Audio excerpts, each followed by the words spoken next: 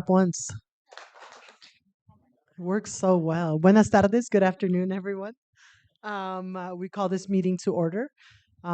We are going to get started with, I believe Montecito has folks who will be doing the Pledge of Allegiance and the land acknowledgement.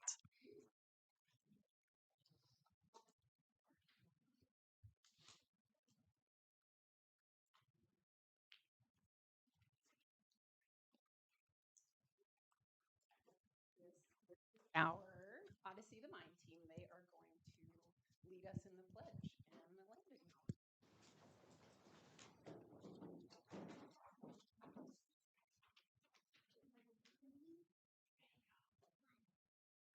Pledge allegiance to the flag of the United States of America and to the republic for which it stands, one nation, under God, indivisible, with liberty and justice for all.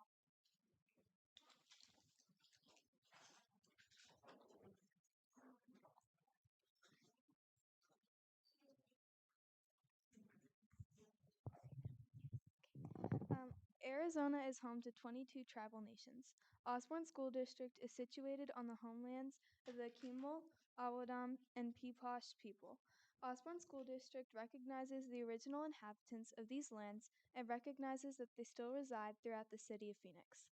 We recognize their wisdom, impact, and generosity toward us. Osborne School District is surrounded by the original Salt River canals that were constructed by the ancestral Sonoran Desert people, the Hugam. These canals created a livelihood for the people and are still in use today. We acknowledge the modern indigenous people that inhabited this area, as well as their Sonoran Desert ancestors, the Hugam. Thank you so much. All right, we'll move on to our board member reports. So, Board Member Blink. Thank you so much, President Ramos. A couple updates for the community here. I was able to attend the county superintendent's office held a school board training this past Friday and Saturday. Excellent sessions focused on policies related to special education, which is extremely helpful, school finance, and then education in the age of artificial intelligence, which I think especially today is incredibly relevant. So that was great to see. I'm looking forward to the promotion ceremonies for OMS, especially on May 19th and 20th. We'll certainly be there. Congratulations to all of our graduating 8th graders and honoring all their accomplishments through their time in the district. Want to say a special thanks to the community for their feedback, especially on the K-6 ELA curriculum that we are talking about today. I think this is one of the most consequential decisions that we make in terms of the materials that we use to focus on reading, which is so critical and makes such a huge difference for how our teachers are able to operate. So thanks to the team and excited for that conversation. And without breaking too much news, just want to say a very sincere thank you and congratulations to Dr. Robert for being the next superintendent in the Washington School District. As a new board member, the time that you took to help make sure that I was up to speed to best serve the community was incredibly helpful, and just it's so obvious the commitment you put into the district every single day. So just want to say thank you for that. All right, so Board Member Thompson. All right, thank you. One thing I want to highlight: I was able to attend the spring fling at Encanto in Clarendon, and what I particularly liked was the kind of the collaboration with Encanto and Clarendon to make that transition from one school to the next kind of the expectation. I know we are struggling with enrollment, so to expose the Encanto kids to the Clarendon campus, I think that was a great thing. And then Principal Hayes was at the site as well, giving out OMS shirts and bags. And I think everything we can do to introduce the students to OMS as well, I think is a great thing. I'd love to see them at Solano and Longview and Montecito to kind of build that expectation of, yep, here's the path, here's OMS. So I think that was a great event for everybody who was there. And then one of the other things I want to highlight is our commitment to professional development. I was able to go to Arizona Association of School Business Officials Conference in Laughlin, which is technically in state, even though it's in Nevada, but that's a whole other thing. And I was able to run into some Osborne people there, Sam and Corey. And so to be able to continue that professional development for our staff, I think is a important thing, and I was glad to be able to see them out there, um, hopefully improving their professional side and then improving the district as well. Thank you so Thank you much. so much, Yeah. Board Member Hermes. Oh, still old habits here. Thank you, Madam President. My update, your Spring Fling got a great reviews, rave reviews from my kids too. They had a blast. But I wanted to mention that got the opportunity invitation to go spend most of the day at Solano this past Friday at Career Day, which was wonderful. Big thank you to Mr. Carranza, Mr. Witherspoon for putting on a phenomenal career day. It was really neat. These are the things that the kids really remember. I brought in firefighters and folks from all sorts of different careers, and I got to talk about what it is like to be a lawyer and how you get to be a lawyer and all of those things. And the kids had so many different options to go to talk to people in different career paths. And I was really happy that some of the kids chose to spend time with me in the library at different rotating schedules. It was phenomenal. The kids were great, very inquisitive. We had a blast, and I got to talk to a lot of the students about school and they're great advocates for their school and their education. And so, thank you so much, Mr. Carranza, Mr. Witherspoon, for putting on a phenomenal day, thinking outside the box, doing something new this year. Those are the things that kids will never forget. So, thank you so much. Right, thank you so much, Clerk Ford. Thank you, Madam President. Since our last meeting, one of the big things I attended was the All in Education MAPA Summit. All in Education stands for Arizona Latino Leaders in Education, and I attended as a LISTO alumni. I completed the LISTO Academy last year. All in Ed is a nonprofit that focuses on Latino representation in policymaking bodies to address inequities in education. And they're really about empowering those who are most affected by educational disparities to have a seat at the table. So the MAPA Summit was a great um, event to help promote the work that All in Education does. And then the rest of the time been busy collecting signatures for the Protect Education Act. We know that the voucher system here in Arizona has become a class act and what not to do to public education. And so it's really our job now as voters to make sure that we have some accountability for the voucher program here in Arizona. And then lastly, I just wanted to take a moment to acknowledge the leadership on this governing board.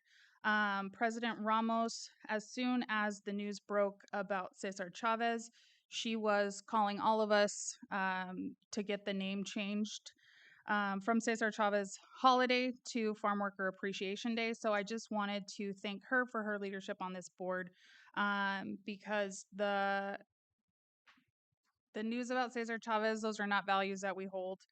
We certainly don't want to name a holiday after him. So I hope everybody enjoyed their Farm Worker Appreciation Day. Thank you very much. All right, thank you so much. And I'm just going to update the community on. I attended the National School Board Association annual conference 2 weeks ago. Yes, and it's such a great opportunity to be surrounded by so many school board members from all over the country, hearing their best practices. I attended a couple of sessions specifically on community engagement, since that is something I would really love our board to start doing more of in the coming school year. And so I am looking forward to sharing more information with all of them. And I'm really glad you had a good time at MAPA. As an employee of All in Education, it was a lot of work, but it was definitely a beautiful event where we got to highlight just some advocates in the community doing the work, as well as parent leaders who have graduated from our Parent Educator Academy and are now working in different school districts. So it's really great work to see our future hopeful part of our future workforce. So with all of that, we will move on to our school presentation and announcement. So, Montecito.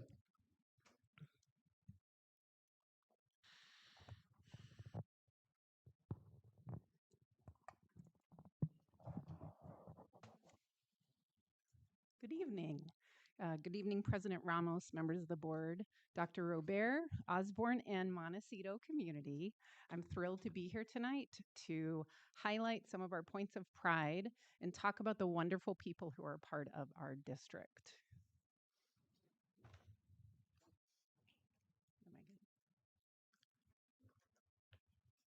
So this year, Our theme has been metamorphosis. Our word of the year has been pivot. That would be something I would say either I say or someone else says probably about once a week. At the beginning of the year, we chose 6 different kind of characteristics or traits that would help guide us through the year. What you see up here is actually something that helps to represent metamorphosis for us. During our overnight camping practice, the students had a lesson on symmetry. And so they created a very artistic expression of symmetry that is a part of now our cafeteria.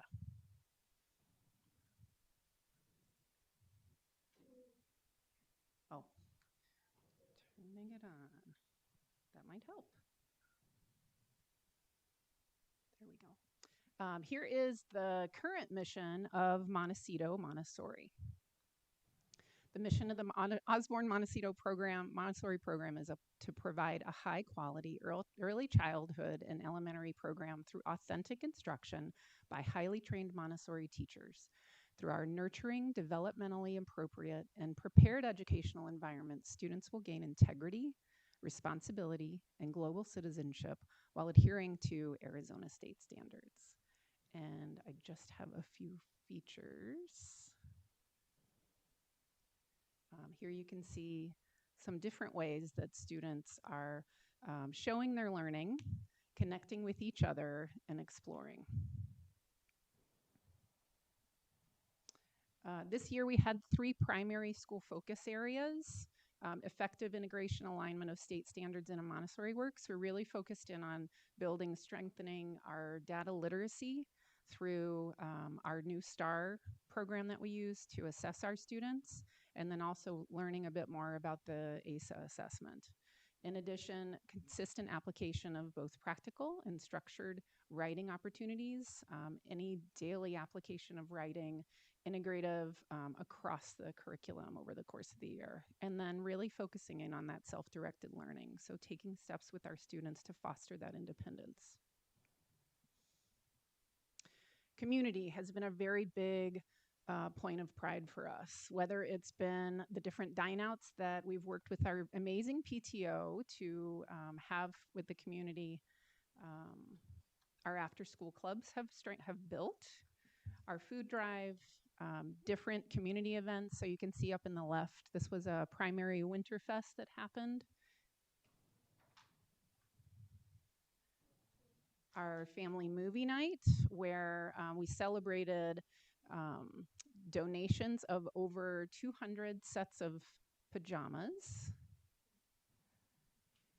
Our overnight camping practice, the students came and spent the night with our guides. They had dinner as courtesy of our nutrition department, and just kind of had some time to do different workshops like I mentioned at the beginning, but then also prepare for the coming camping trip, which is going to be the first week of May. We do have our chaperones that are joining us. They've been vetted through background checks and things, and then we're just really excited. We have just about 50 students that are going to be going this year up to Friendly Pines. Also, our weeding day that we had in the microforest not too long ago, we have a guest speaker who's going to talk about that a little bit more. Again, that family time, that's been really important. Diamondbacks nights. And finally, in the spirit of continuing to build community, I'd like to invite you to our next dine out, which will be at the Churchill this Sunday from 11 to 2. If you can make it out, please be sure to visit the neighbor market. It's a really great little spot that happens to be owned by one of our families. And our microforest is another point of pride. So on the top left, you can see just days before the initial planting. And then on the top right is one of the latest pictures. So if you haven't had a chance to make some time to come out, please do. It is an amazing environment already. We have additional plans to build it out a bit more as truly an outdoor classroom, but we've got sunflower plants that are probably 8 or 9 feet tall right now. We've got plants that have gone from this to this, and it's just an abundance of life. Butterflies, different things like that that are existing. But what I would like to do is invite Hema up to talk about our microforest.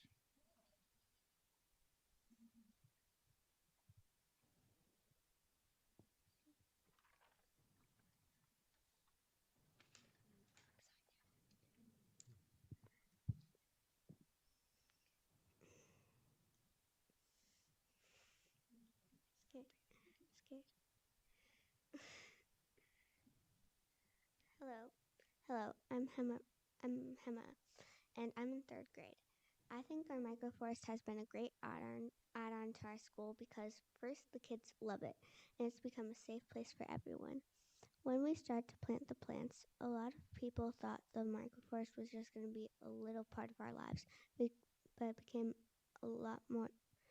But it became much more for a lot of people than just a little adjustment, especially for me. In fact, I was the first student ever in there. It was basically a birthday present from Miss Mhm. Stephanie. It was so beautiful. Ever since then, it's been my happy place. Then once everyone was allowed to come in, me and my me and my friends, Abby, Hazel, Allie, Isla, and me started to weed it every recess. And after that, a lot of people started to weed, but we called ourselves the OG5. Well, because we were. 'Cause Then one day, Miss Stephanie sent out an email to everyone inviting them to weed on a Sunday. A lot of people came, and almost all the weeds were out after that. The plants have thrived in our garden ever since then. I'd like to talk about the the plants that you see the plants that you see on the screen. They're called California poppies, and I would have never known about them if it weren't for the microforest.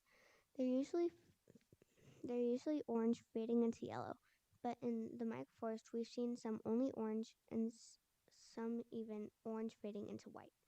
It's incredible. My friend Maxima loves bugs, and basically my whole friend group likes them. So sometimes we just look in the microforest for them. Mostly ladybugs and butterflies, though. The microforest is just so beautiful in its entirety.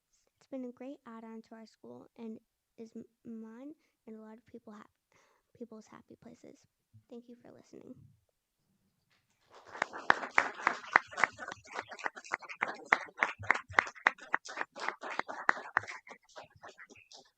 Thank you, Hema.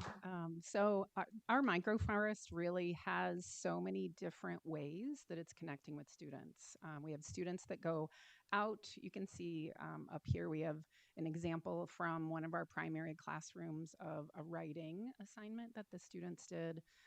The students go out at recess just to check in with each other. We'll see sometimes they're just kind of walking around. They'll check in on the plants. They so appreciate all the different just bugs and other wildlife. We now have some resident hummingbirds. We had some doves that were nesting there. So it just has become like just a very organic kind of place for different types of learning. Odyssey of the Mind. So we have our very first Odyssey of the Mind team this year. If you're familiar with it, then you would know it's a very creative, problem solving type of competition. Odyssey of the Mind has been around since the 70s, and students compete in teams. They might be building something to see if it's successful for whatever the problem is. It could be an artistic expression and performance, wide range of things. Our first Odyssey the Mind team, who's here tonight, will be performing for you. They competed initially at the regional competition. They earned their way to the state competition and also had earned an OMER award, which is a creativity award. So I am going to welcome them up. And typically in their performance, they have 8 minutes. And the 8 minutes encompasses all the different aspects of the problem that they need to meet, along with the setup. And so I am going to wait for their cue. Team, are you ready? No? Okay. So it would be a good idea if you find a spot so you can see them.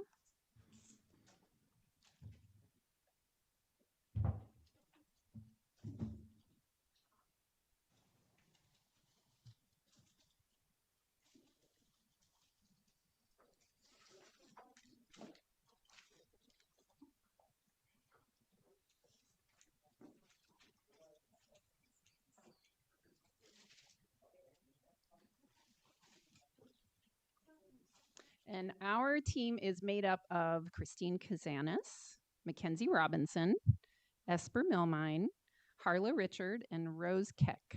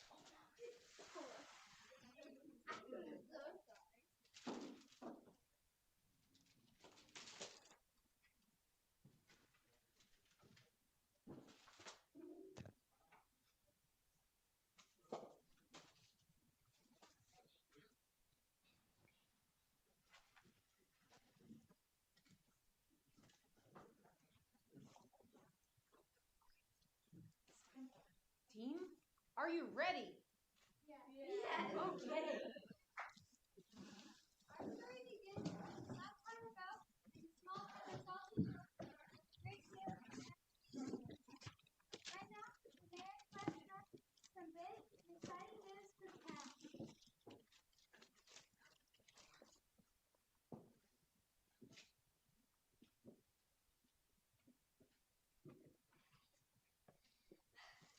Ladies and gentlemen, I, your awesome mayor, am pleased to announce that we have finally gotten rid of the infestation of evil chairs and evil wardrobes.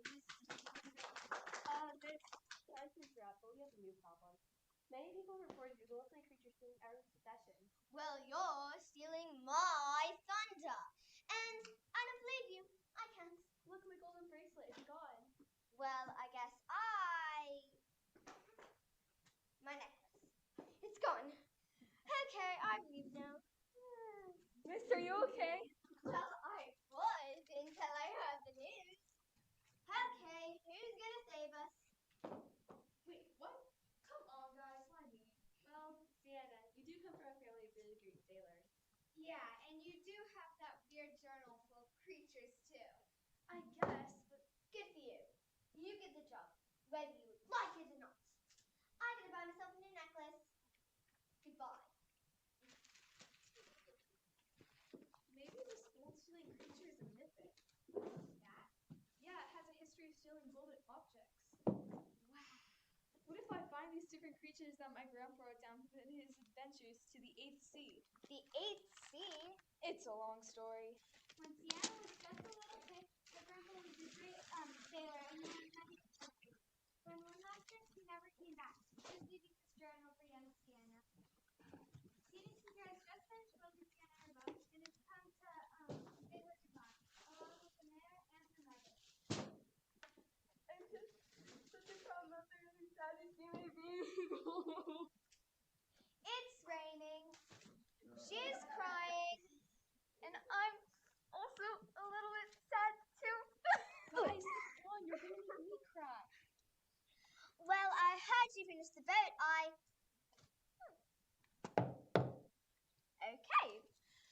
Sorry I've doubted you. Now, there's a few things I have to say to each of you. Sienna, thank you for taking this amazing opportunities to save our town. You really had no choice. Tina, thanks for building the boat. Mrs. Seabrook, you wrinkled my blouse. Goodbye. Bye, Sienna. Miffit, Miffit. What do I know about the Miffit? Well, it's called a Miffit. It's a land and ocean animal, and it lives in the 8th sea. Where's the 8th sea? A map! We're saved! It's a party in the uh-oh, yeah! I mean, I'm saved. It's a party in the uh-oh, yeah! What?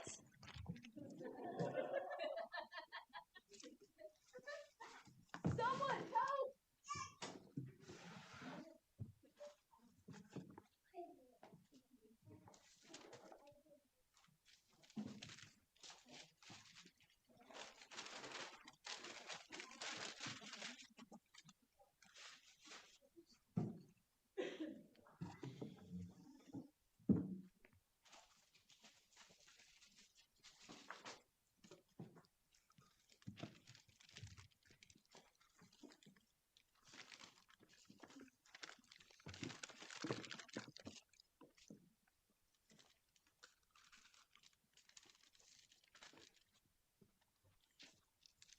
Clunk. Ouch! Where am I? And who are you? And what is that? I am Sir Bubbles, and right now you're in the magical, wonderful, one and only 8th sea. And that was a waffle. Hold on. The 8th sea? As in the 8th sea, where the gold-stealing Miffit lives? Yeah, but we haven't seen the Miffit for a few days. Hey, what's all the racket around here? Sorry, Mr. Zebra. But Zebra? Grandpa? Grandpa!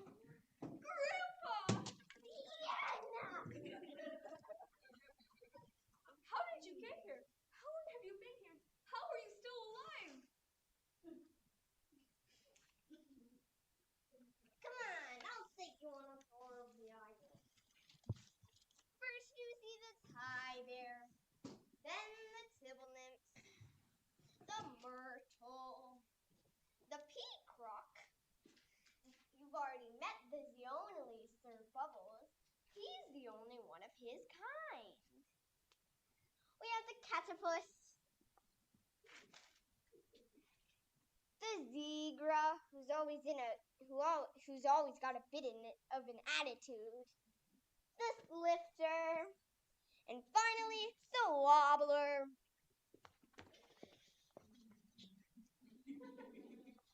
I have another question, by the way. Our town has had all of everyone's possessions stolen. I think that it's a Miffit, so I came here to stop it and get those items back.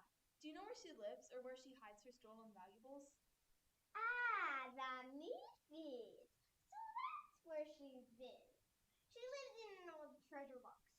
Right over there, actually.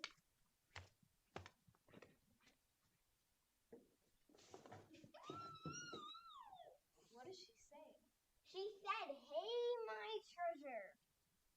I speak Miffit. Can you tell her that she needs to return all the stuff she stole? Sure.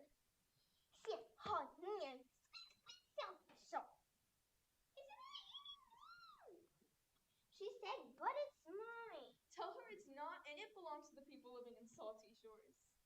No, I'm Shoshy shores. She said, "Fine, but I want to keep the mayor's necklace." We'll see.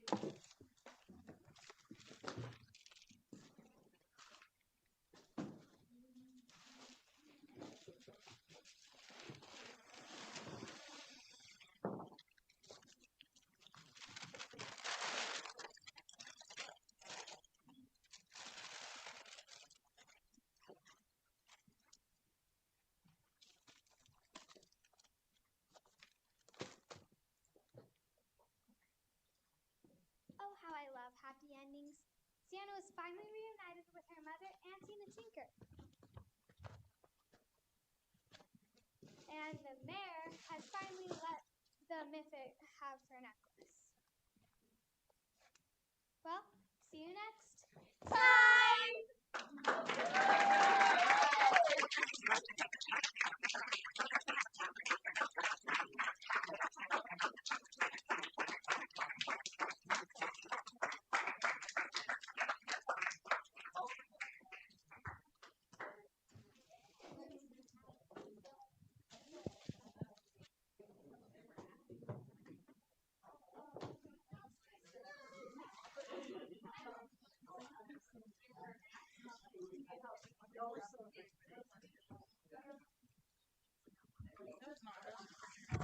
Yeah, I don't know. That's not working.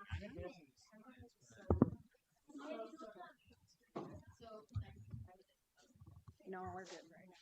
Yeah, thank you though.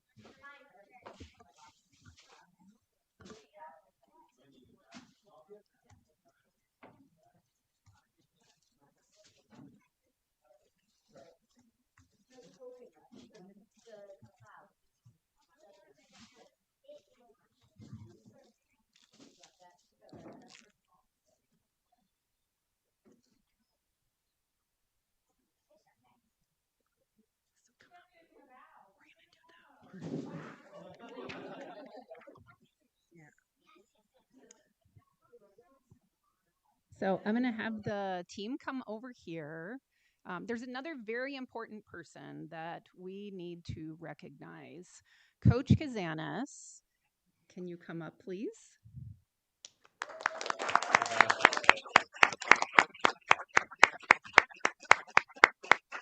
So he is also a risk taker because this was his first time coaching Odyssey the Mind, and they all just learn together. The really important part of the coach, especially with Odyssey the Mind, is that they don't give too much. They're really just there to support, ask questions, and help the team think. So this is a certificate of appreciation for masterfully coaching Montecito's first Odyssey of the Mind team.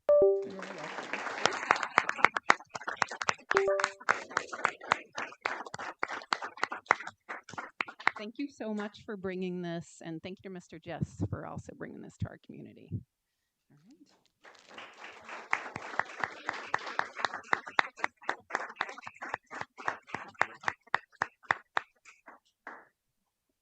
right. And I am so fortunate to work in a place with such wonderful people. So I am going to start with our Love Awards. For Equity, Mary Mealy Allen.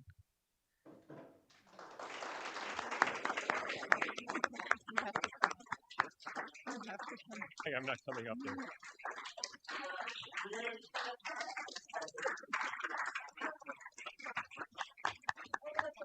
That's okay. All right, stay right here. Mary works to ensure all students strive to meet their potential by meeting a variety of needs. She gets to know the students she works with, identifies their strengths and areas for growth, and through her dedication to the Montessori tenet of follow the child, finds ways that work for them to support their learning. Thank you, Mary, for what you do.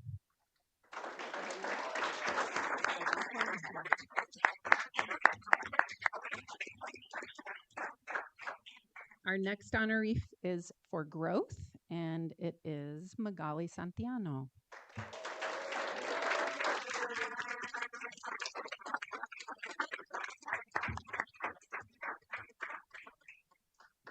Magali works to build her own practice in Montessori studies and thus recognizes the importance of transferring those same skills and attributes to her students to ensure progress and success. She consistently demonstrates a deep commitment to serving students and stays reflective in her own practice as a learner. Thank you, Magali, for what you do.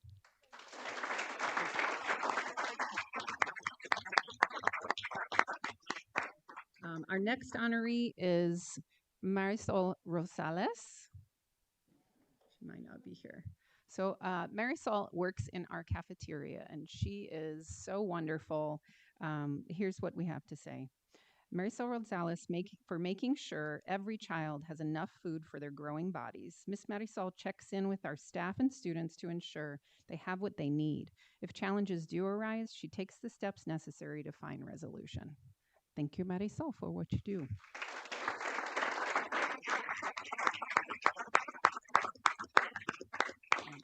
Our next honoree is for Joy, Miss Maria Emilia.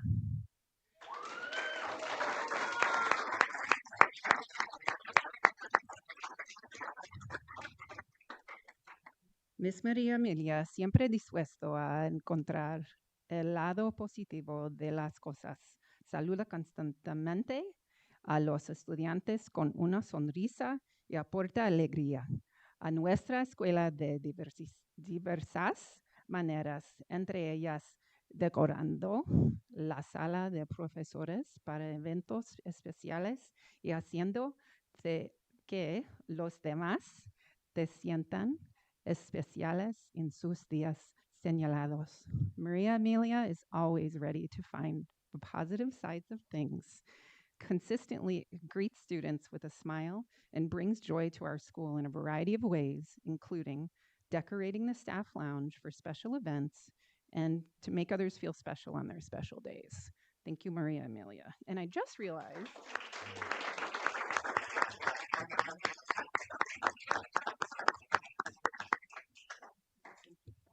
so proud of you, Mom.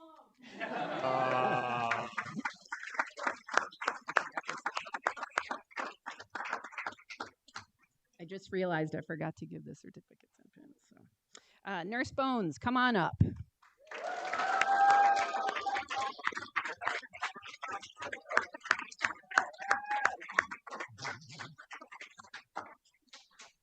Oh God, I'm allergic.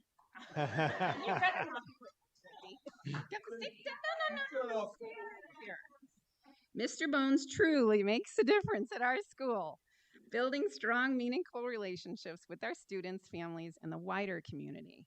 Through his daily interactions, he embodies Osborne's core value of relationships through his sense of kindness, empathy, honesty, and service to others.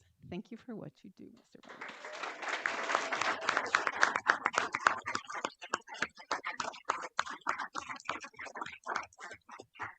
So, thank you for listening. And in conclusion, I just want to share that I'm really looking forward to the continued growth. We're seeing some really great numbers projected in our enrollment looking at next year. The growth with our staff, we're exploring a new position. So, this will be something that we're just really excited about.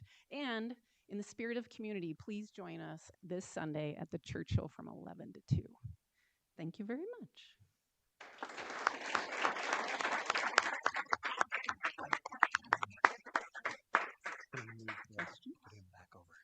Questions?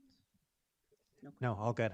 We're gonna, for the call to the public, we're just gonna move the podium back over here. So somebody want to help me out?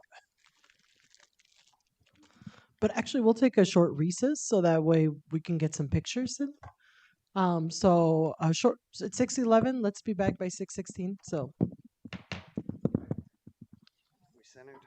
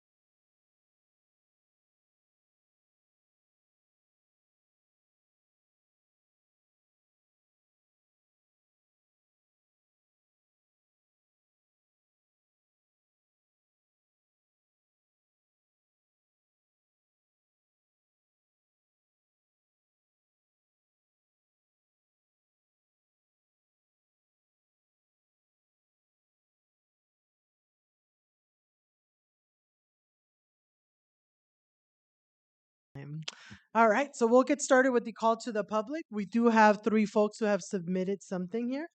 And so we'll get started with Stephanie Villalba, please.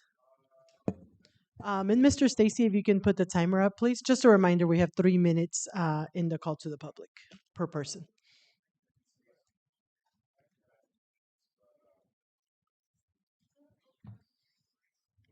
Hi, my name's Stephanie Villalba. I am the mother of a sixth grade student at Clarendon Elementary. I have several concerns, but due to time, I will focus on the more severe.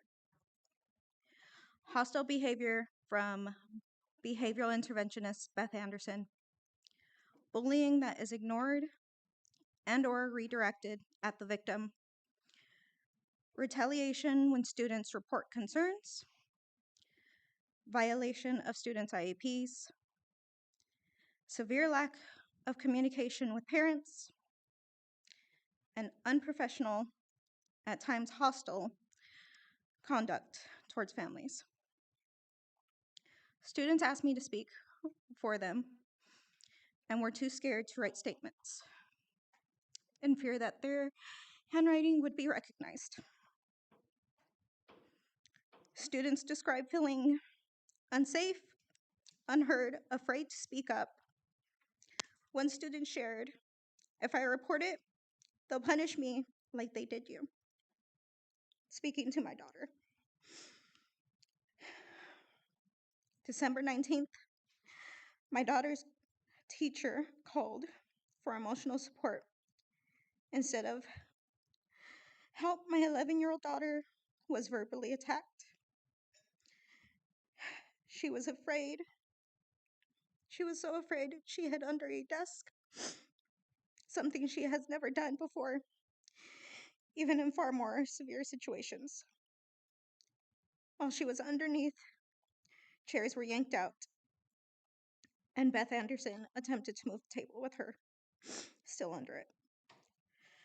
Another student spoke up and stated, "You are making it worse. Call her mom." That student was then threatened and dismissed. I was never contacted. I learned what happened when I came home from work and my daughter informed me. Since then, I have made repeated attempts, emails, phone calls, meetings, to get answers. Instead, I've been told I'm not preparing my daughter for the real world because I show up when she asks for help. But in the real world,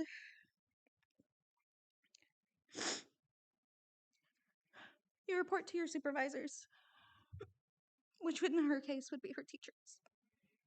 When she's ignored by them, you escalate to your director. And then you report to HR. And in this case, I'm HR.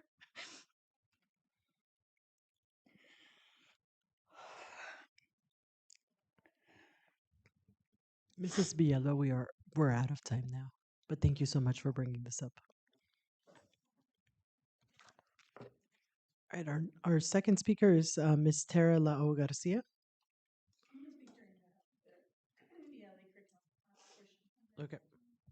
And then we have Janet Viloria.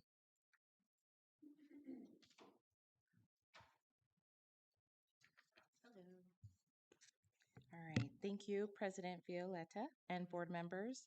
My name is Janet Valoria, and I stand before you as a candidate in the November 2026 election for a seat on the Osborne Schools Governing Board. I wanted to take this time to introduce myself to you all and anyone in attendance, as some of you may not know me. There are several reasons why I have decided to run for a seat on the Osborne School Board. The three most important to me are my kids. I am a mother of four, and by the fall of 2026, I will have three students enrolled within the Osborne School District. Ensuring their educational foundation continues to propel them closer to our own educational goals is critical. I was also a former OMS Firehawk, graduating from 8th grade in 2003, which I feel connects me to the district's past, present, and future. I currently am and have been a stay-at-home mom for the past 2.5 years, stepping away from the workforce when my youngest daughter was 6 months old. I've been able to be a present parent on campus, regularly volunteering in the classroom, attending field trips, participating in school meetings and activities, and attending district meeting and events as my schedule allows. Through this type of engagement, I've been able to learn a little more about the variety of campus needs, district challenges, and share stories with parents and staff about the successes and challenges on each campus. One of my goals would be to continue to participate in these conversations with a deeper understanding and ability to learn through the board representation. Prior to being a stay at home mom, I left a role at the Arizona Department of Health Services. In my role at the Department of Health Services, I served as the Director of Children and Youth with Special Health Care Needs, where I managed the statewide maternal health contracts and partners, including all funding allocated to children and youth with special health care needs across the state of Arizona. I was able to collaborate with partners, create yearly goals, share ideas, and learn national best practices to support a group of students who are often left behind. Prior to my time at the state, I worked as the director for a nonprofit that served as a community resource in South Central Phoenix. Here, I created workshops and partnered with other local agencies in order to bring resources to communities who were struggling to make ends meet. I facilitated needs assessments, reported programs to federal funders, and adjusted our programs based on data we collected. I graduated from Northern Arizona University with my Bachelor's of Science in Public Health and understand the many layers that exist to ensure communities are healthy and thriving, including enriching and engaging schools in the community. I am also a product of public schools, graduating from Central High School and attending our very own Osborne Middle School for 7th and 8th grade. I believe in our district, the students, the staff, and the community at large, and know it's my turn to put myself in opportunities like this. Thank you. Thank you so much. All right, and we will move on to the consent agenda. Do I have a motion to approve the consent agenda? Madam President, do you mind if I take off item T off the consent agenda to ask a few questions? Yes, we can. For that we do a motion to approve it. Uh, Um, I will move to approve the items on the consent agenda, removing item T. okay. Do we have a second? Second. It's been moved and seconded. All those in favor? Aye. Aye. Opposed? Any abstentions? I will abstain because there are minutes on here that I was not at the meeting for. All right. Seeing we have a majority, the motion carries. So we will go ahead and discuss item T, which is the reduction in force support staff. And I'm happy to just go ahead and jump into my question here. One of the items here is related to crossing guards. And, we recently, just a couple weeks ago, had a young person, fourth grader, hit right here in Osborne Road, street safety. I'm very passionate about street safety, very passionate about doing everything we can to keep our kids safe coming to and leaving school. Could you talk to me, Dr. Rivera, about if eliminating these positions, will we still have the same coverage with other employees at the same number of intersections? And could you talk a little bit about that? Sure. Make sure the sun. Yes. So the reduction in force is for the positions, but not for the duties. So we have an obligation of keeping our kids safe. So many school districts around no longer have formalized just a crossing guard position. It's a position that's winds up being a duty within the district. Now, the responsibility for training that's specified, and so Sam Garcia, our director of maintenance and transportation, he trains all of our. Right now, they fall in the maintenance and transportation department, and so he's responsible for all of the training, all of the materials that are utilized by those crossing guards. He'll maintain that same responsibility of providing the learning for individuals that would be assuming that duty. But so the same number of crossing guards will be out there. Now, the incident that we had right on Osborne Road was in relation to the hawk light. And so because that hawk light is a City of Phoenix, the City of Phoenix has taken ownership of the regulation of traffic through the hawk light. So an individual there doesn't serve as a crossing guard. They don't go out with a stop sign, because when you're doing that, you're assuming the responsibility for directing traffic. and that's what the light is for, directing the traffic. But which is why we've pulled. But we do have an individual that is out there still regulating the students, and that's going to be a continued function. So we will have the functions of crossing guards. It's just not going to be a position, as we've looked for different savings across all budgets. Which staff? I know like teachers are so many things going on, but which staff are going to be taking on this additional duty? So that's undetermined yet. That's going to be worked out, within the school. So all duties and responsibilities come onto the school's leadership team for figuring out different assignments and responsibilities for safety, supervision, and the like. So that'll be worked out. I'm sure over the summertime with the site principals working on the plans for that responsibility. Yeah, it's tough. It's unfortunately, I would love to talk with you afterwards, but I think we gotta can't right now just go to open meeting law. But I would love to get your input later. But I'd love to just circle back on this and just to see how it's going.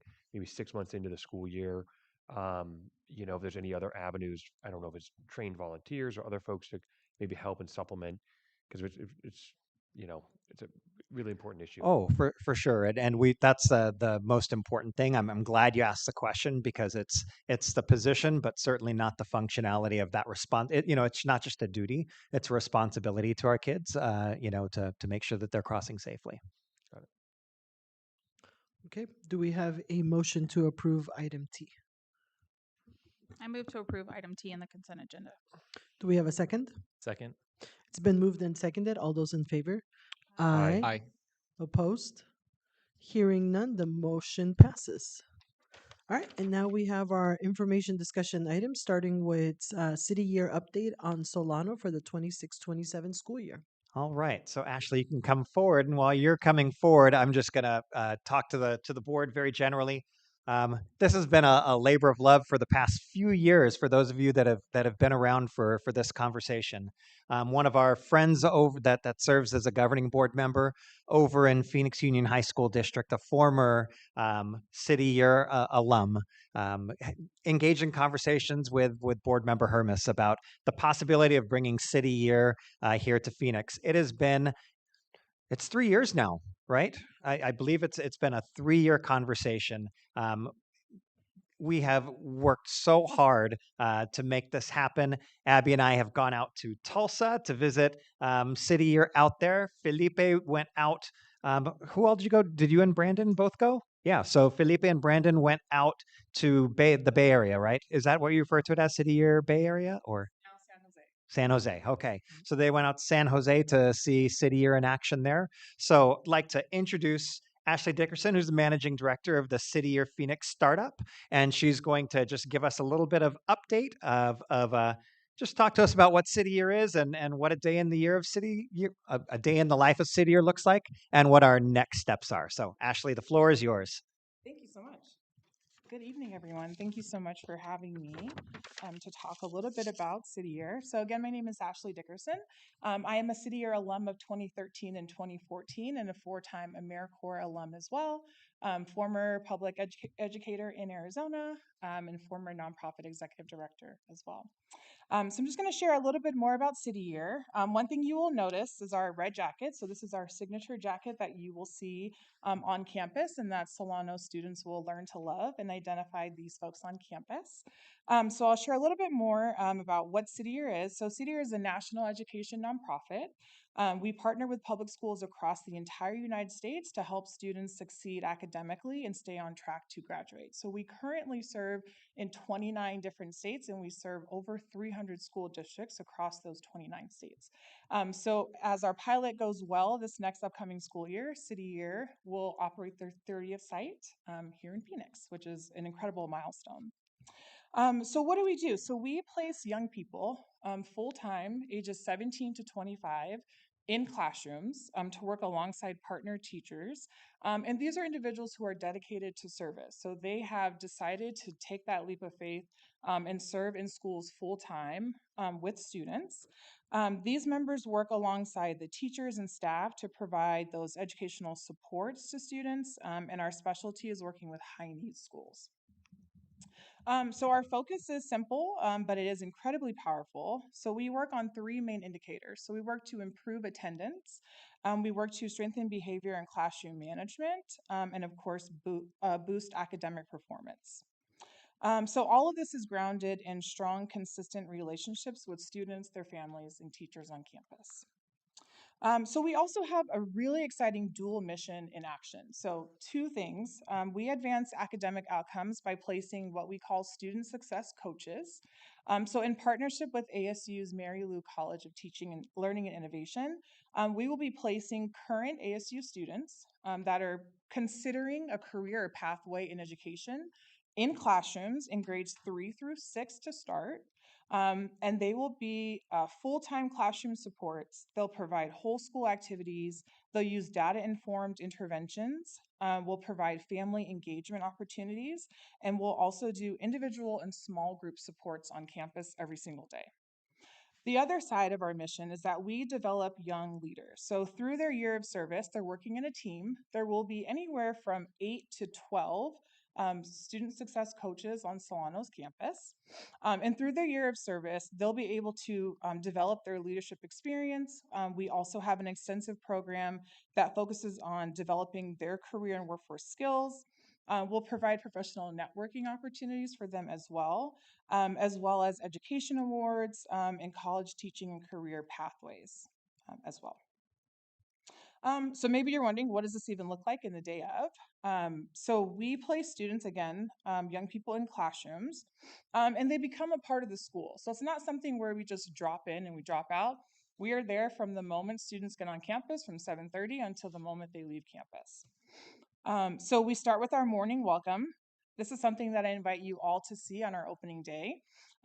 You can speak to it. It is full energy. We do chants, we do cheers, and we get students excited to start their day. So it's very unique, and it's something that students absolutely love and are going to be just ecstatic about. So our students, like we said, will start by greeting students to set a positive tone and improve attendance. And then they'll transition into their individual classrooms. And while they're in the classroom, they'll provide direct support with teachers to help supplement any kind of lesson planning that's happening, offer small groups, keeping students engaged, and clarifying any instructions. So they'll be working the room. It's not something where they're just going to kind of sit there and be in the back. It's very hands-on. We'll also provide targeted intervention. So there may be opportunities throughout the day for our coaches to pull one-on-ones or do small group instruction or re-instruction. We also provide social emotional support. So our coaches will be assigned 12 students that they will track for the entire school year. And that is very intensive attendance. They'll track every single day where they are. If they're missing, we call them. If we need to do home visits, we will do that as well. In addition to that, we focus on behavior. So if they're needing support, we help develop coaching plans. We do check-in and check-out systems with our students every single day. And then in addition to that, is definitely being able to do the tutoring in school in real time.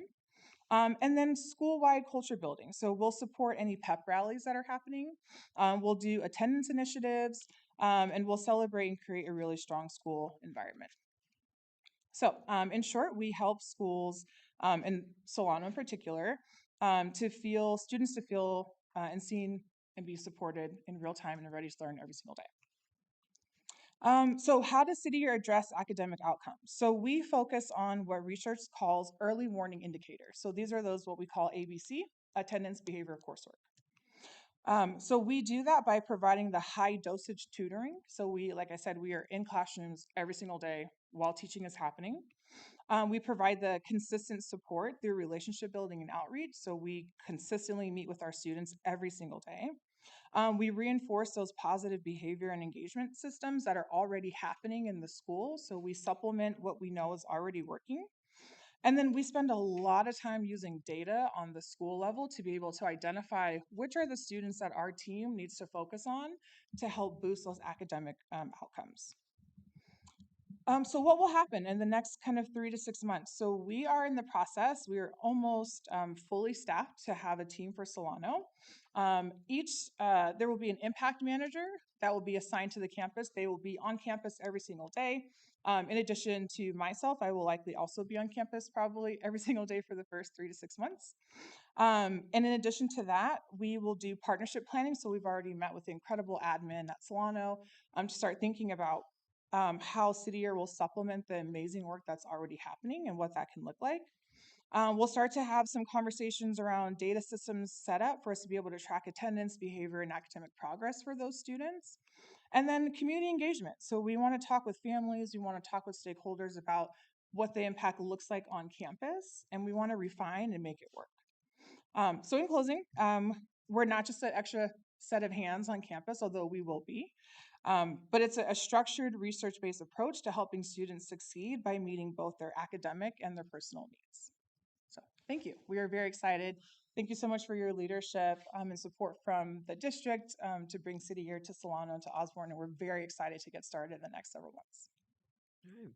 Thank you so much. Does anybody have any questions? First of all, thank you so much. Could not be more excited for fall to have City Year here. I know it feels like it's been a little bit of a long time coming, but so excited. I know City Year's never left a city that it's been to, and so we're so excited not just to have you guys at Solano, but to have you in Phoenix, the fifth largest city. So it is, appreciate everything that City Year's done to make it happen, and also big kudos to Dr. Robert. I got a call from a board member from Phoenix Union, Aaron Marquez, saying, "Hey, Phoenix is the fifth largest city. Why do we not have City Year? We really should have City Year here. Would Osborne be interested?" I said, "Heck yes, let's go. Let's make it happen." And I called Dr. Robert, and just being flexible. Thank you for being a person that says yes and bringing solutions and thinking outside the box. In public education, we've got to do that, right? And I think this is a really great example of it and sticking with it. So thank you so much for being that kind of person. Really appreciate it, and really the legacy that you're leaving at all of our schools, especially as this being part of that legacy as well. I was at Solano, had the opportunity to be there, talk to a lot of kids on Friday, and not only about career day, but I snuck in some ability to ask them, what they're looking for on campus, what they would think that would improve their experience and improve their education. And one of the things I kept hearing about was after school, more after school programming, sports, other after school programming. Seems to be a real desire of the students to do that. Is that an opportunity for City Year to get involved as well? Absolutely. So in our first, so this is going to be a pilot year. So I'm going to be clear about that. This is really going to be an opportunity because we are launching as a non-AmeriCorps site, and that's very intentional. And so in the first year as a pilot, we don't typically offer extended services, which is before school and after school. But in years 2 and 3 and 4 and on, that is a service that City Year does provide that we do before school, full day, after school, and then sometimes even weekends. We do kind of activities and programming, but that is a part of our program model, just not in the pilot year. Okay. Got it. Thank you. Absolutely. Thank you. Awesome. All right. Thank you so much. Thank you so Truly much. appreciate the information. All right. Next, we have our OEA update.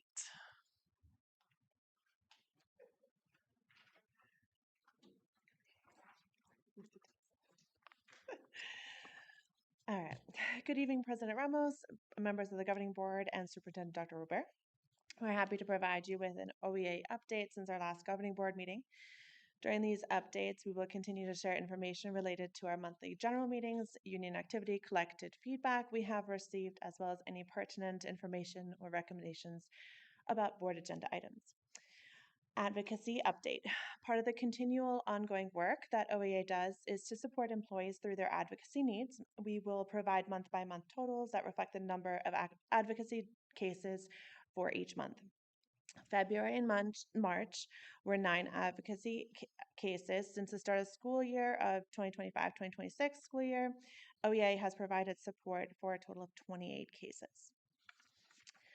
meeting update. Our March OEA meeting was held at Solano. Members engaged in thoughtful discussion and shared feedback regarding the curriculum adoption process, as well as concerns related to budget reductions, particularly the impact of on social workers across all sites.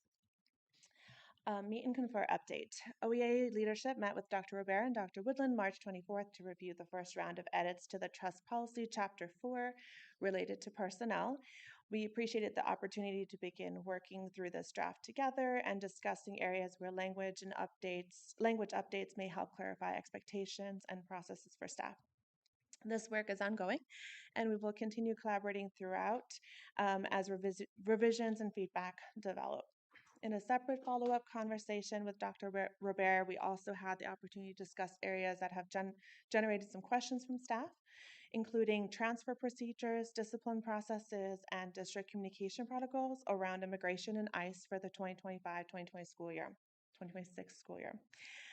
These discussions were helpful in providing some clarity around how current systems function and where decisions were made between district guidance and site-based leadership. We appreciate the continued opportunity for open dialogue and look forward to continuing this collaborative work.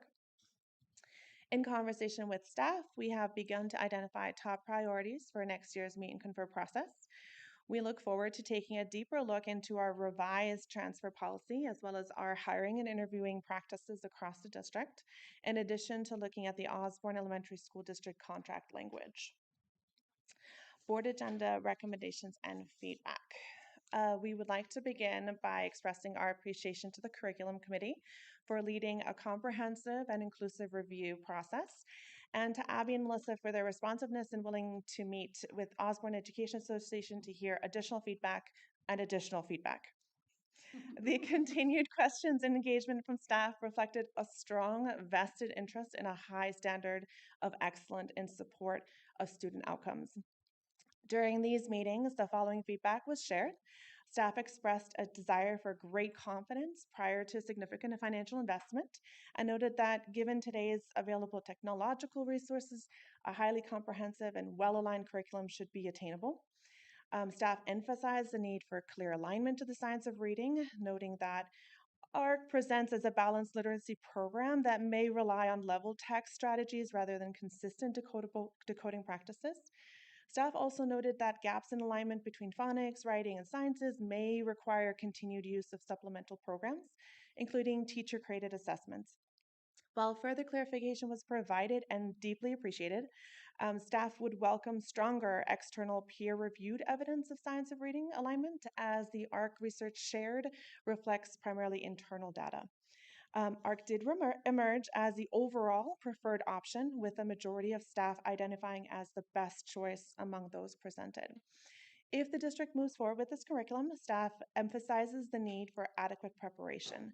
OEA recommends revisiting the instructional calendar at the start of the school year, as well as including teacher workday following winter and spring breaks to ensure adequate professional development time is prioritized to support teacher preparedness and in turn ensure strong student success.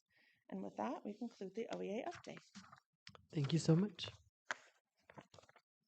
All right. And now we will open up our discussion item process for determining district leadership for 26, 27, and beyond. And as we get started with this conversation, like Board Member Blink mentioned, congratulations, Dr. Robert. I mean, we've had you here for what, 19 years? 19. Yep. And for me as your current board president, it's been a huge pleasure working with you this last almost year and a half. And previous to that, I know that as soon as I was elected back in, what was that, 2022? Yeah, you reached Mhm. out. Wow, that was a long time ago. You reached out and you were just extremely supportive, and right away made sure that I was sent to a conference to learn about my new board member duties, and just were available for me in case I had any questions. So congrats. You know, we all want to grow and continue making a bigger impact. Washington School District is very, very lucky to have you go on board. But our biggest job here as school board members is to hire a superintendent. And so, with that, I want to open up the conversation. so that we can start deciding how we are going to be directing the districts in regards to moving forward with this. And so I'll let you all speak, and then we can all take turns. So, Do you mind if I board, take 30 yeah, seconds for sure. before you start the conversation? Thank you. Thank you for the congratulations. To anybody that's watching out there and to everybody that's here, and anyone that's been part of my 19-year journey. It's been, Brendan and I are working on putting out a statement. I've put out a statement to staff and something that's going to go out to community that we're working on tomorrow. But this is an amazing, wonderful place. It has been for 19 years, not just for me, but for my whole family. I've grown up here. And there are so many Osborne staff members that have spent their entire career or so much of their career here, because it's a wonderful place. It's an amazing place. And, the one thing that you learn in your first day with board, like you went to that training as a board member, is that you have one employee, right? The district has many employees. We've got 300 some employees, but the board has one, and that's the superintendent. So this is a hugely important conversation that you're about to have. As that one employee to the five of you, thank you. You've been amazingly supportive um, of me throughout this time and supporting my growth. And the next person is going to have, I have full faith that they're going to have that same level of support because of how intentional you are. So I turn it over to you because I know you want to have that intentional conversation. Thank you so much. All right, board member I'm going to try Hermes. and stay on the low end of this conversation, but if you have questions for me, I'll be glad to. But this is yours to move forward with. Thank And you. I do want to give my thoughts, but I do first want to also, because Ben had a chance already, you did too, Madam President, just say thank you, Dr. Robert, for all of your service. I remember meeting you in my kitchen. Was the first time I met you. I was hosting a canvas for the I think it was a bond in 2017, and we had a bunch of people I didn't know in my kitchen, just trying to just get volunteers, regular just volunteers who were out ready to knock doors, and just introducing myself I met you and I was like, wow, the superintendent of the school district cares so much, so deeply about our district and about the kids that he's taking his personal time. In addition to his heavy week of work and everything else, on his personal time on a Saturday morning, is willing to do the hard work that it takes on his personal time to make the school a better place. And I was really wowed then, and have been impressed and appreciative ever since in the last 9 years after that, and the 6 years of me serving on the board with you being the superintendent. I really just appreciated everything you've done, where your heart is, where your professionalism, and congrats to Washington, and congrats on all your next endeavors. Um, I do want to have this intentional discussion, and it really, as you mentioned, Madam President, is the most important thing that any board does. And so, how we conduct ourselves is really important. Of course, we have until July 1st, when Dr. Robert, I think his last day will be June 30th. Have some time, not a ton of time, and but I really want to have a process that is as transparent as possible, as open as possible, in a fairly short period of time, but that gives the community and stakeholders like OEA and our staff and teachers an opportunity to have input. And so my suggestion would be, taking applications and fairly, short period of time, a couple of weeks, and statements and applications, and then having a process where we interview, of course, this board, but and have a component that involves other stakeholders. It's a bit of a tall order. I think we can do it though, and because we have a fairly short period of time. Yeah, I do agree. It's we don't have as much time as Washington had. But I do think that we can definitely, if we were to open it up right away, like you said, a few weeks, 2 3 weeks max, I would say, of receiving those applications. And then during that time, coming up with our questions, what we're looking for, we could hold a community event just to hear from Mm-hmm. the community what they want. And that way we have that in mind while we're interviewing. The interviews would have to be an executive session with just the five of us. And then once we pick our top two, top three, definitely having another community forum, probably here, where we can hear have them speak and share with folks what their plans are for the school district, what their goals would be. um, I really do want to be as transparent as possible with the community. That to me, that word is extremely important, and as well as with that community engagement, receive that input, because at the end of the day, the superintendent is the one who faces everyone, right? Parents, students, teachers, all the staff. So yeah, welcome to any more feedback or suggestions. I have a question about this particular search because we know we're on a time crunch. We don't have the ability to have an application period open as long as we'd like. Uh, I would like to hire somebody here from Arizona, but with the time crunch, is it possible to have an interim superintendent for the next year, or do we need to hire somebody on like a 3-year contract? No, it is possible. That's our decision to make. One of the feedback that I've already started talking to community members, and one of the points of feedback that I've received is just wanting stability.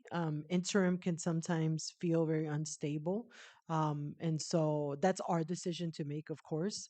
And so it really depends on what we want. Do we want, and we could, if I'm not mistaken, even do a 1-year contract, Mm. and then after that reevaluating and do a 3-year contract. Really, again, I want to hear from everyone, and I want us all to be on the same page. Yeah, I think by law we can do up to 3 years, but I don't think there's a minimum amount there. So I would, in a perfect world, I would prefer to, if we can get the application window open, hire a superintendent and have them be ready to start by July 1. But I don't think it would be a bad idea to go down the road of bringing what it would look like to have an interim superintendent in there, because we could get the candidates, we could interview them and say, oh well, there's not really anybody that we want to put into that position.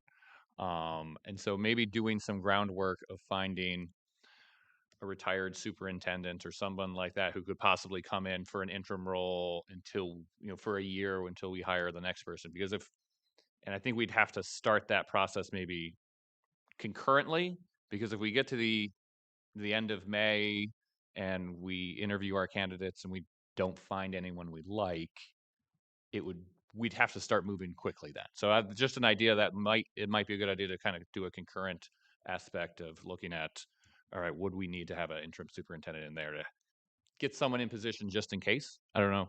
Something like that could be a good idea. Remember Blink? Yeah, thanks so much. Things that come to mind from my side, the place where we have the biggest blind spot in hiring is going to be the ability of a superintendent to coach principals. And I'm thinking about how in our process do we really get face time with the candidates, with teachers, to be able to assess the ability to work with this person. Obviously, there's going to be a reference process and those types of things, but I just want to make sure that we're very heavily community engaged, even if we're on an expedited schedule, to ensure that we can get the people who will be working with this superintendent on a daily basis, ensure we have their feedback and we can see, yes, they present well to the public, they speak well, they can set a vision, but in terms of tactically executing on the duties of a superintendent, we want to make sure we get that right. I would love to give a little bit of input if you're open to Of hearing it. course, I yes. would also love to hear, especially if the process you just went through, Yeah, whether there's any thoughts about yeah. what worked and what didn't. Well, and it all worked, and it was very extensive, and so it's a matter of time, right? Do you have the time? So I think there are a few communication points that are really important right now. There's the greater community out there, the entire all the parents, but also all of our voters, students, current staff. There's that greater community, but there's a here and now. Mhm. It's late April. We're headed into the summer. Big work happens during the summer. Mhm. Vision work happens during the summer.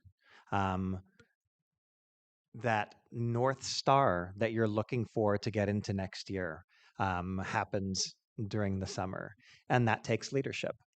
And so I would really encourage that idea of stability, that viewpoint that an interim could represent instability. I feel the opposite. I feel, especially if there's interim opportunities from those that know the district well. That is a signal to the employees, the 375 people that work here, that are wondering right now what's going to happen. Where are we going to take that sense of guidance from? And I really think that having someone in place to shepherd that process while doing the big outreach that you want. If you're asking me about the process that I just went through, that beginning part of putting out okay, it's time, we're looking for a superintendent, a posting. A posting consists of a job description. But for a superintendent, and if you're looking to be broad, and I know you're thinking Arizona, but broad within Arizona, there's Phoenix, there are lots of folks, but they need to know who the district is. So a profile of the district, a profile of the candidate. Well, what is that profile of the candidate? That, when you're talking about community input, you can get a lot of community input just into creating the profile of the superintendent that you're looking for. So, I would encourage some conversation about that. Like when you're talking about wanting to get that input, I really think that an interim could allow you the stability of the leadership that's needed for now, while taking the time to do the outreach to the community, and first of all finding out what is it that you're looking for the future, in terms of leadership of the district, and then take the time. When you think about capacity, like if you guys charge me at the end of this meeting, go put out a search. That's Dr. Woodland and I, that are doing that work on, well, we can start with our superintendent contract, but that is 9 years old. You haven't looked at it as a district. I was hired internally. Patty Tate was Wilma's right-hand person. Wilma Basnet was superintendent for 26 years. That job description, in terms of looking out, hasn't been looked at for 38 years. Right? In terms of really getting that, if you're, that the next permanent leader very well could be within the district, but it could be outside of the district. And so you need to be clear on what it is that you're looking for. I think that takes time, and I don't think that Dr. Woodland and I have the capacity to do that in a 2-week expedited fashion for you to get the best candidates. I really think and then you think about the capacity within the district of getting that work done. You have to exclude anyone from within the district that may be interested in that position from engaging with you on developing the process, right? So I think the fairest thing for all involved would be to really look at this process and being as open to putting together that profile of what you're looking for with with some community input that still allows for stability, immediate stability, and long range vision for what you're trying to build. Look, we need to have a superintendent on board July 1. And so no process is going to be perfect, but I would like to, and I'm willing to put in the work. I would like to start taking applications as quickly as possible. I mean, and yes, this is going to sound ambitious, but I mean, as I kind of charted on my head, and take applications starting almost immediately. Like April 22nd to May 8th, we could have a public meeting. We could figure out what that's going to look like. May 11th, we're interviewing that week, kind of mid-May. You know, um, it's fast, but it's totally doable, and it's I think the best we're going to have the best process of what we can with the time that we've got, and I think we will get interest. I think we will. I think we're a great district. I think we're a stable district. I think we're. I mean, not to pat ourselves on the back too much. I think we have a great board, and I think we will get interest. We won't know until we put it out there, and you know, the board will decide what the contract ultimately looks like, and we'll have time to update that and things of that nature. And it's ambitious, but I'm looking at Dr. Woodland to see if she's not shaking her head at me yet. I'm not yet, at least. So, as I know, we're gonna have to hunker down and get some hard work done, but I'm up for it. One thing I'd like to add, I mean, there is, as the board, at the end of the day, we are the ones hiring the superintendent. And so if it is, we need to get together and have study sessions or board retreats specifically to discuss, okay, what requirements are we looking for the superintendent? Um, I'm all for that. I mean, we have to give 24-hour notice for the meeting, but you know, that's something where if we want to meet in the next couple days, this weekend, to hammer out that those qualifications and the job description, I think it's something that we need to get done, and I'll kind of clear some schedule if I have to get out and do that work so that we can get the position posted and start taking those applicants. Because I think a lot of people have talked about stability, and to get a permanent superintendent in there as soon as possible would be the most stable aspect we could do. Yeah, and I agree. And there is interest. I mean, I've already been reached out to by a couple of folks, and I'm like, okay, hold on. So I mean, it's not a position that comes available often. Ideally the superintendent role is the most stable role that stays within the school district, leading it for years and years, right? And so there's definitely interest. So I'm not concerned about that. And everyone that's reached out has been local interest, folks that live in Maricopa County. And so I know it is a lot of work. I'm also, I know it's an election year, but I'm also happy to put the work in as much as we have to, and to help you, Dr. Woodland, with the process. And so, if that's the direction we're looking at taking, I just want to make sure we're all, or at least there's a majority of agreement, since that is the work that we all are going to have to be putting in. So, as a starting process, Dr. Woodland and I will be getting together tomorrow, and discussing. I'm assuming that we're going to be starting with our job description that we have. Would you like board members for me to work with your board president on that job description, looking at other job descriptions from school districts that have had recent postings, and working from there? I think for speed's sake, rather than having to get the whole board together and public meeting notices and whatnot, I think it would probably make more sense to work directly with the president to get that ball rolling on things. Yeah. And I concur with my colleagues in terms of the urgency. I think it makes a lot of sense for us to get a permanent position in place. As part of that, too, can we just get a draft schedule of, what would the sequence be over the next up to July 1st? Yeah, and we'll work on that. So yeah, I'll see when you're available tomorrow, and we'll we'll meet. So, but I do think before we leave here, Violetta and I can have that conversation. President Ramos, Yes. apologies. You're good. We can have that conversation, but we can only be aggressive as you guys talk about right now. So I would give some suggestions of. Remember, Hermes, you had a little bit of a timeline, but I mean, I said, hey, that's my timeline was like, let's take applications as soon as tomorrow. I guess tomorrow doesn't count, but like, Friday. Does counts. tomorrow count? I said, let's take applications starting tomorrow It up counts. I don't to know that it'll be done. up until like May 8th. That would give us a little more than 2 weeks. And then, have a couple of days in there And then May 11th, the week of May 11th, I should say, is when we would do interviews. A week of May 11th. It give us a couple of days to digest, the applications, bring people in, um, and I think there's maybe a public component on that first day, that May 11th.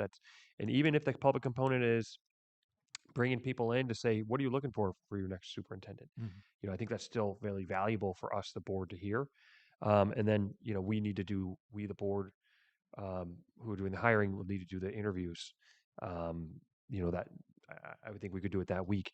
Even if we push that aggressive schedule back even just by 1 week, that still gives us, has a decision made by essentially the end of the school year. Yeah, and I was going to suggest, yeah, if we will need time to review the applications, Yes. and score them. So I would say that week of May 11th would be the week that we're reviewing and scoring, and then that week of May 18 is when we have the interviews, and have a decision ideally, yeah, by that week. Yeah, so two components here. So are we contemplating? I think we can get the application open. Um, a community forum would be great in terms of all stakeholders, what they're looking for in a candidate.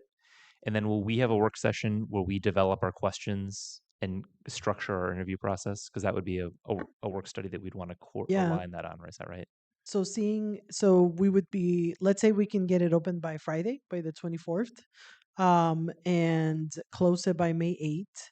And during those, a little bit over 2 weeks, we can schedule, so we can all look at our schedules and schedule a community forum, where we can invite, everyone, parents, teachers, principals, to let us know what they're looking for.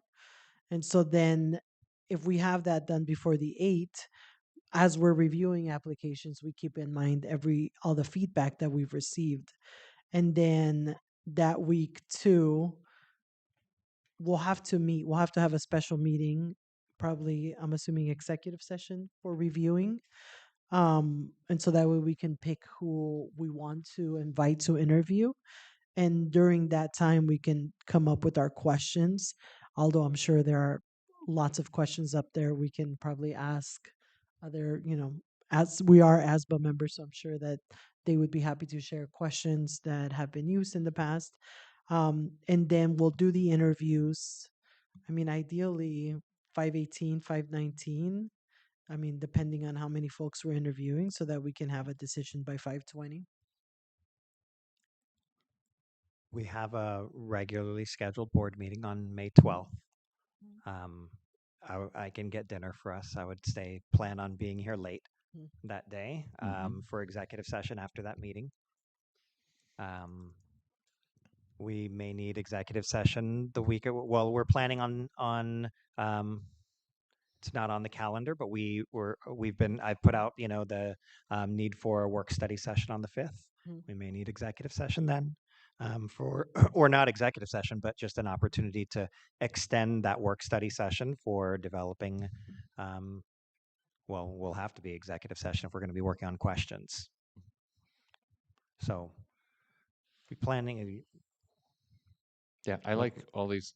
I was going to add, but you guys basically said what I was saying. So I think we really take advantage of that 2 week period or whatever the period is for when we post a job before we start reviewing it, because I think that's a great opportunity to get a lot of community feedback, discuss amongst ourselves what we're looking for, in a study session or whatnot, what we're looking for, and craft those questions. So I think that's an aggressive timeline, but I think it's a needed timeline.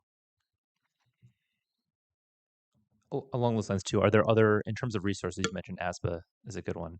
Are there any other, as a presentation or considerations that others we might want to bring in as part of that to hear about processes? Just an idea. Well, I mean that's always available to you. There are organizations that you can pay to run this process for you. I don't think we have the Yeah. time. We don't have the time to do that. No. And I rather not. I mean, this is our biggest job, and I can see that we're all in agreement that we want to do it.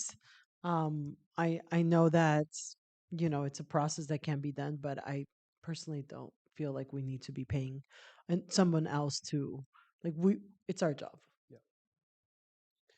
We can do it. It'll be a lot of hard work, Madam President, and especially for you and for Dr. Woodland, certainly, and for our current superintendent and the rest of the board. But I know we're all up for it. So thank you so much.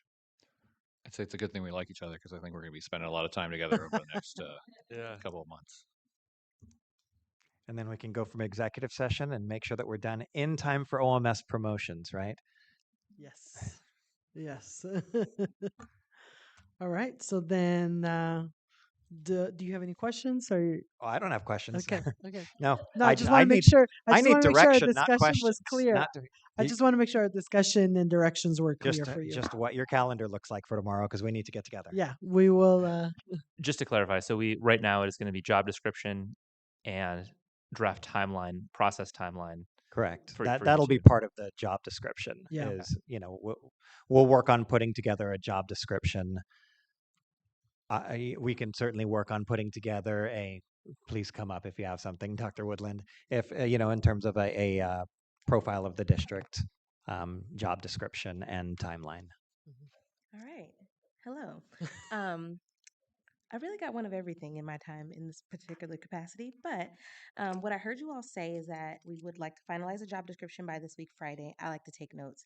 We're going to post potentially from 4/24 through May 8th for a 2-week time frame. We're going to review applications, or you all will, from 5/11 through 5/15, potentially having interviews 5/18 and or 5/19, depending on how many candidates, and then a decision will be made on or by 5/20 via executive session, and the announcement will be made through social media. So that's the timeline that you all just discussed. Yes. Correct. Great job. And I would like to just add that being in the HR space, Michael's right, you all are right.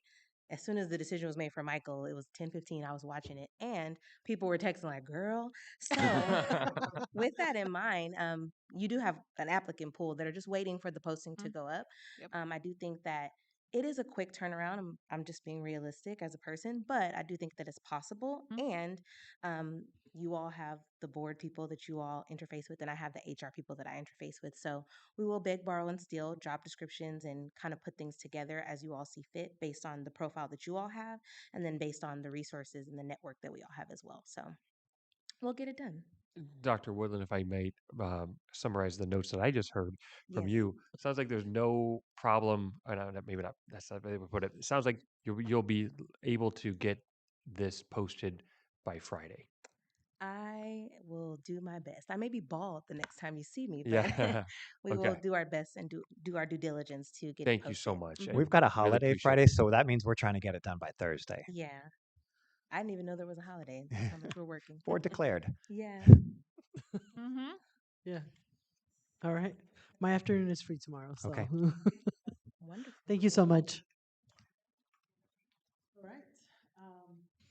Moving on. So we do not have a board presentation today. We do have our administrative reports. Any comments on the administrative reports? All right, hearing none, we can move on to our action items. So first action item is recommendation to approve notice of appointment language and issuance for classified hourly staff. Okay, well, that is me. Protocol having already been established, last month we did issue all of our contracts for certified or exempt staff, and this would be our final staffing piece, if you will, to solidify our staff for the upcoming school year. So, notices of appointment, unlike contracts, are for all of our classified hourly staff. So, the recommendation from administration is to move forward with with approval of the language for our notices of appointment first, and also as a part of this item, the issuance with the idea that they would go out on Monday with a date of, I think, May 15th, that Friday. Friday. Yes. So that would be a time frame for the classified staff to determine if they're returning to Osborne for the upcoming year. Perfect. Any questions? All right. Do we have a motion? So moved. Do we have a second? Second. It's been moved and seconded. All those in favor? Aye. Opposed? Hearing none, the motion carries. Thank you. Thank you. The next action item we have is the approval of the K through 6 ELA curriculum recommendation. And so I believe first we get the explanation and then the comment, or However you want to do it, Madam President. okay. If So you want to start with the call to the public, you can do that, and then Ms. Potter Davis can make the presentation. yeah, let's do that. Let's start with the call to the public. Mr. Stacy, if you can please put the 3 minutes.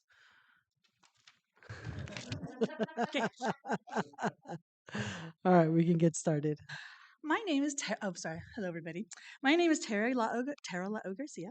I'm completing my 29th year as a staff member in the Osborne School District.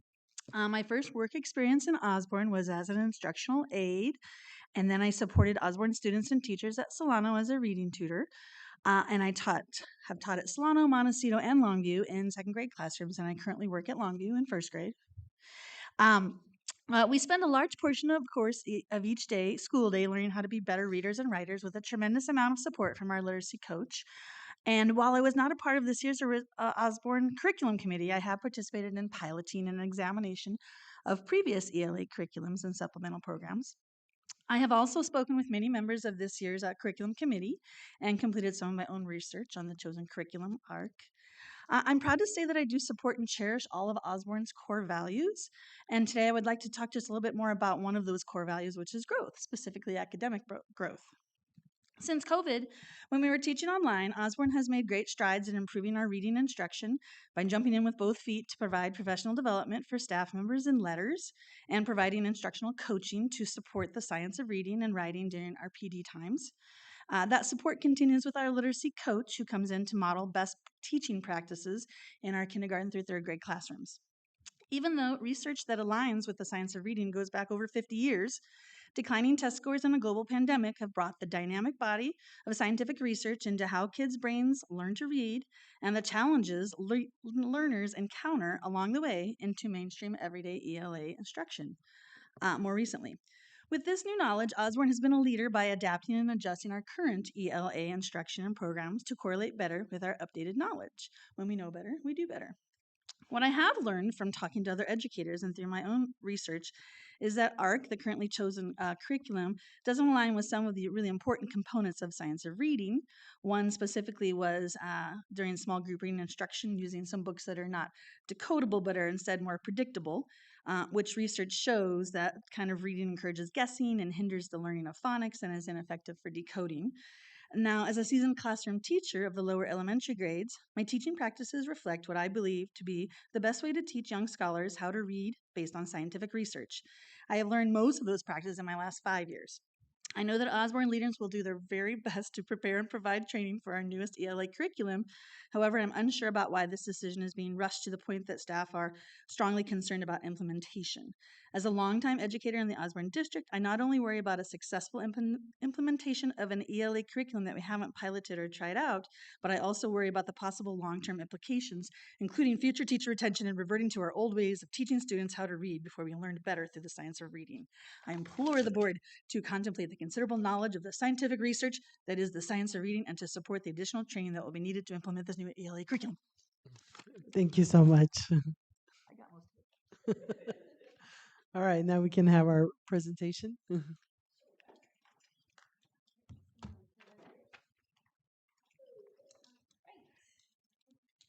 by the lovely Mr. Martin, two members of the ELA planning team. I also would like to acknowledge Melissa Robinson and Alexis Aguirre, who were members of our planning team. I also just really want to acknowledge OEA and your feedback and your advocacy. Many people run away from feedback, but I think I've always been one to run to feedback, and we really are just grateful for that open dialogue, the communication, your advocacy, your dedication is much appreciated.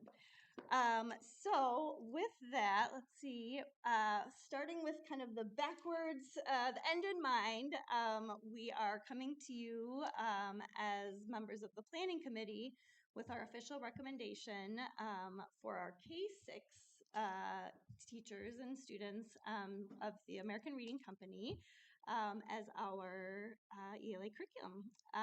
We have gone through about 8 months of really hard work and research, evaluation, lots and lots of discourse, and we are going to give you kind of really detailed overview of all the work that has gone into this process. We are also joined by Kelly Stacy, our rep from ARC, and she's kind of going to provide a perspective from her end around the curriculum. And as we always do, we start with our vision and mission. And if you work at Solano, you know your mission is students, and that our desire to give them the very best materials and resources so we can send them on that path to a thriving future as proficient readers and writers is why we do what we do. So with that, I will pass it to Mr. Martin, and he will again give you a really detailed picture of the path that we've taken. There we go. So thank you all for being here tonight. We wanted to start off just kind of talking about our curriculum adoption timeline. As Abby shared, we've been working on this for about 8 months, and we're very intentional in the process. So that way we can make a very deliberate and purposeful decision moving forward and not have a rushed decision. So it started in phase 1 back in September, really thinking about the planning of this, really thinking about the policy requirements, the curriculum adoption committee, having our 60-day public display for community review, and also getting feedback and input from all stakeholders, including families and our community as well. From there, we moved into phase 2, which was really reviewing the different curriculums that were available, which we'll get into in a little bit more detail. Phase 3, really narrowing it down and making a concrete decision. Moving into approval, which is why we are here tonight, and then into implementation, which we will foreshadow as well in this presentation. So to start off with, before we started at the very beginning of the entire process, we wanted to get input from all stakeholders. So we started with teachers and surveying teachers. What are things that you're looking for in a new ELA curriculum? What things are missing from our current one? What do you think would be best for our students? From there, we also polled our students and asked our students, what are you looking for in an ELA curriculum? I mean, they're the ones sitting there in class all day. What feedback do they have for us in this as well? And then obviously our families as well. What are they looking for in terms of an education for their students, particularly with our new ELA curriculum? From all of that feedback, we took that and developed an evaluation rubric in which we then looked at each and every curriculum through that lens, through evaluating with that evaluation rubric. During that planning phase, we also looked at our adoption committee, and we wanted to ensure that we had an eye on everything, looking through these curriculum through every lens. So all grades were represented, all schools were represented. We had 30 total members, which is pretty big for a committee. And as you can see, we have people who come from each and every area across our entire school district: special education, master teachers, principals, admin assistant, dual language, early literacy specialist, district admin. So it was a robust committee who took on the challenge to do this work. Also within that, we had stakeholder input with OEA meetings and all of those surveys that I talked about previously, as well as principal meetings and talking to principals in terms of what do we need as we look forward to a new ELA curriculum. So again, taking all of the feedback that we got from our stakeholders, we co-created an evaluation criteria with the committee at our very first meeting, really looking at 4 different things: alignment with the Arizona standards, as well as research and best practices, evidence-based instructional practices, so really leaning into our NIET teaching and learning standards, which is our teacher evaluation rubric, looking through the lens of student support and equity. So thinking about our different populations of students, whether that be students with IEPs, our English language learners, or our gifted students as well, and ensuring that the curriculum had things for all of those populations, as well as looking at cultural and linguistic responsiveness. Again, we have a very large dual language program, so ensuring that that curriculum meets those needs, as well as meeting the needs culturally responsibly. Some of the feedback that we got from our students was they wanted to read stories that had characters that looked like them, and that's an exact quote. And so ensuring that we had that cultural responsiveness within our curriculum as well. And so we took this evaluation criteria and looked at each and every curriculum, all of the options, through this lens. And so we had 5 options, starting off with the approved list from ADE, which is standards aligned and aligned to the science of reading. They have a list of options. These are the 5 that we started off with and vetted using that criteria. Amplify, CKLA, Savas, HMH, American Reading Company, and Benchmark Advance. A couple of things to note. We did not end up looking at Benchmark Advance, which is our current curriculum, because it did not end up getting approved by ADE, so that was taken off the list. So it was not an option. But from there, we did look and spend a meeting with each of these different curriculum. So to look at our timeline, we did that pre-work, forming the committee, sending out surveys and getting that feedback. From there, reviewing the data with our committee, as well as building that common understanding of what we're looking for in a curriculum and building that evaluation rubric.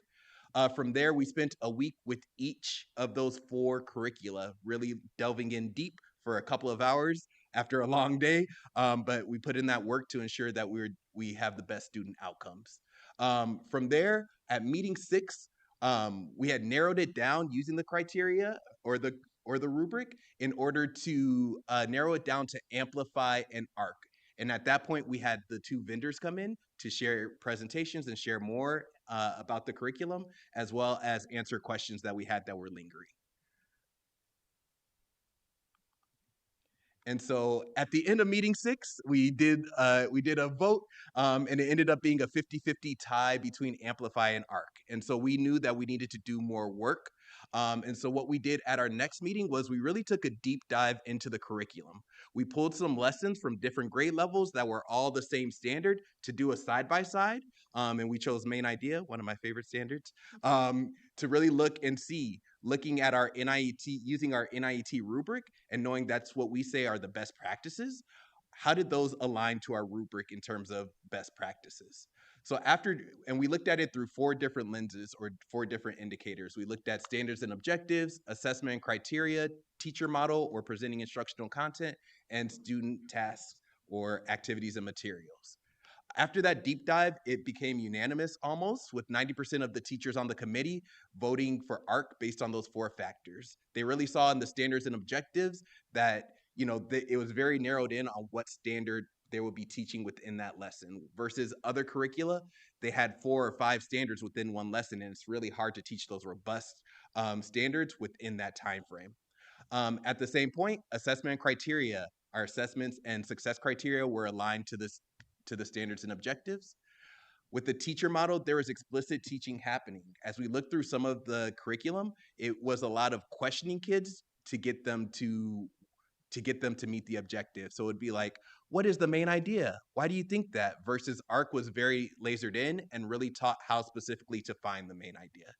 And then last but not least, the student tasks, authentic reading and writing experiences. This was super important for us.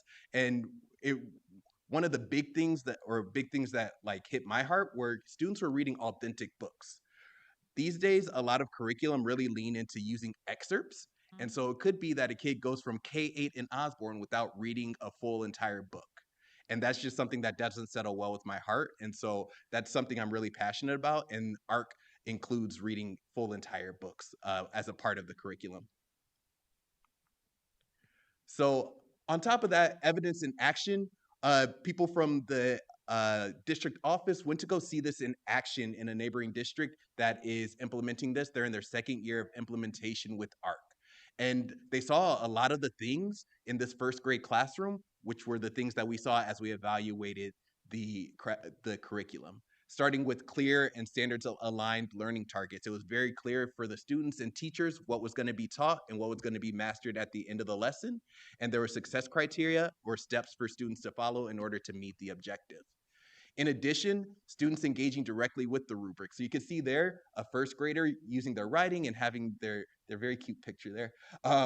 But right next to it, you can see the success criteria and rubric right next to it for them to evaluate their own work. And they were even giving feedback to each other using that rubric, which is super important. After that, we also received some stakeholder feedback. I'll just give you a second to look at this and so you can read it. Just thinking about ARC as the curriculum option.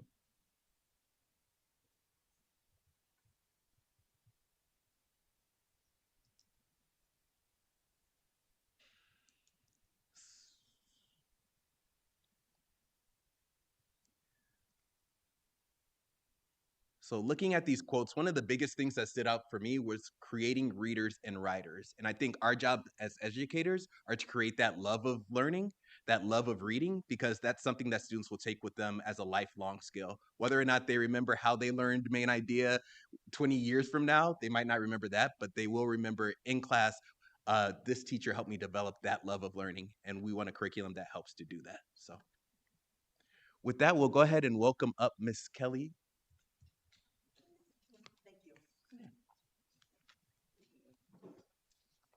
Good evening. Thank you so much for having me. My name is Kelly Stacy, and I am the account executive with American Reading Company. And my job is to be your person to make sure that everything is in place to make this partnership a success. And what that looks like is making sure our teaching and learning partners are involved in really building a strong implementation support plan. Making sure materials are here in a timely manner, and I will be here to help organize them when they are delivered, and making sure that everything is classroom ready for teachers, for ease of use for teachers, to make sure that leadership is having meetings with all the right people within American Reading Company, and that might be the uh, program team, the curriculum team, to make sure we're putting all the right books in your students' hands. Speaking of books, books are a big passion of ours, and we are just super passionate about making sure that all kids have books in their hands and seeing themselves in the books that they're reading. We have beautifully diverse classroom collections that I'm excited to share with you guys. We did bring some today, but I would like to maybe send you guys some more just so you can take a little bit of a deeper dive. And then I did want to also just quickly just touch on this independent research brief that was done by the University of Pennsylvania a couple years ago, an independent report that really just talks about student outcomes and a deep dive into our core to talk about results across 13 different districts across 8 states. Since this report's been done, there are many more now, and shows that students who began far below grade level really improved even within a single year. Accelerated progress for highest need students, and system-wide sustained impact year over year. It also showed a true correlation between our formative assessment, which is called the IRLA, it stands for the Independent Reading Level Assessment, and how it's a true indicator of outcomes of state tests. So that's really what I wanted to share with you guys. Oh, these are really important. So I did bring some student authored books to share with you. Every unit in our core is going to finish with a student authored book, authored and illustrated. And we actually purchase some from some of our districts when we really fall in love with them, and we publish them. And we make a big deal out of it. We give the student a check, and we actually put these books in our baskets. So you guys will be seeing some of these in your classroom baskets. They're just really beautiful showcase of the work that happens within our core. So I hope you'll take a look. I look forward to hopefully working with you all. And if you have any questions, please let me know. And so stay up here because you part of our next conversation really aligns to wrong way. So really thinking about now and moving forward. And I cannot say how, again, related to the feedback that we've gotten just from our amazing teacher stakeholders, we know that making the decision to adopt a curriculum is merely just the first step. And it's a very important first step, but it's also the first step of many. In order for this to truly take hold and build that love of reading and those proficient reading and writers, we need to make sure our implementation goes well and that there's a solid support plan. And in all my time as a teacher, an assistant principal, a principal, a director of curriculum, and now my current role in several different districts, I've worked with a lot of different companies, and never before have I been so impressed with the level of customer service that were provided by ARC. They're not a behemoth company where they're trying to sell you a product. They're selling books that we're going to put in kids' hands so that they can love reading. And so not only are we just thrilled with the customer service, but we're so very excited about the implementation support that will be provided. So I'll take a step back, though, and first just kind of talk about So part of that plan will start with potentially a virtual session next Wednesday with our teachers. That's really going to give just a lovely overview of the curriculum, so teachers can kind of get a picture of what it looks like. We'll really focus on quarter one. So our current curriculum was in 10 units. This curriculum is 4 units, so each unit is a quarter. So that first quarter, what's beautiful about the first quarter is that it's actually 6 weeks as opposed to 9 weeks, which means we can really kind of have a slow but careful start. As opposed to needing to start day one. And so another part of next Wednesday's virtual PD will just give teachers a good idea of what the quarter one looks like. What can they expect? They are going to walk away in the summer with Unit 1 teacher's guide so they can start thinking about what that looks like. We will have professional development in place that welcome back week, as well as each school gets 10 days of professional development with their own ARC coach. We have bilingual coaches who will be coming for our dual schools, and we're really going to tailor those days specific to each school's needs. Teachers will be getting just-in-time support and professional learning kind of ahead of the unit that's coming up. The support will look like classroom observations, classroom demonstrations, of course, professional learning, support for our coaches, support for our principals. But again, 10 full days throughout the year, again, of just-in-time learning and support so that teachers do feel supported. And my heart and my shoulders really feel the concerns of our teachers to want to be ready to implement this. And so we are going to do everything in our power to make sure that teachers feel ready. And I am just more than confident that that will happen with the partnership with ARC. We'll also do some summer work and bring in some teachers just so we can build our own calendars, pacing calendars, that look kind of Osborne-ified, so that teachers can have, that resource. We'll build our assessment calendars. We'll do a lot of that work and even bring in teachers to help us do that. So we have that network. We're also meeting with our principals and coaches next week so that they can start really thinking about their role in supporting our teachers. And honestly, we have had, I don't know, we've probably been on 10 to 12, 7 or 8 calls already. Anything that our teachers need in terms of feedback or support or questions, we're going to schedule a meeting with ARC and we're going to get that answer. Absolutely. As I think about just the concerns about science of reading, I think it hasn't been stated that the program that we're adopting is the most recent program. It's 2026. So I can, Kelly I'll can. just say we're a continuous improvement company, and when we know better, we do better. So we have definitely made many enhancements so that we are absolutely rooted in the science of reading. And I'm happy to share a response with anybody who has concerns around that. I think it's safe to say that any of these curricula that are state approved are going to meet the state's expectations. And knowing that there are just concerns out there, we want to be able to address those head on. And so we're grateful to have that information.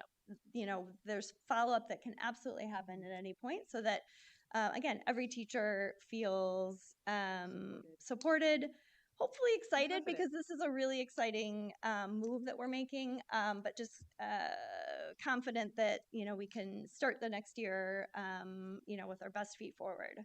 And then we're doing best by kids. Yes. Which is what it's about. Of course, we need to talk about the money. Oh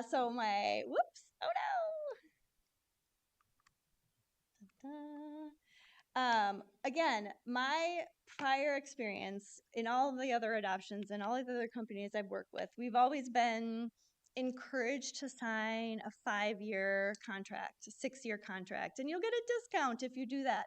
Not once have I ever been pressured or pushed to do that. We have a projected cost of what it could look like in 5 years, but that would be if we continue to buy all of the student consumables, the workbooks.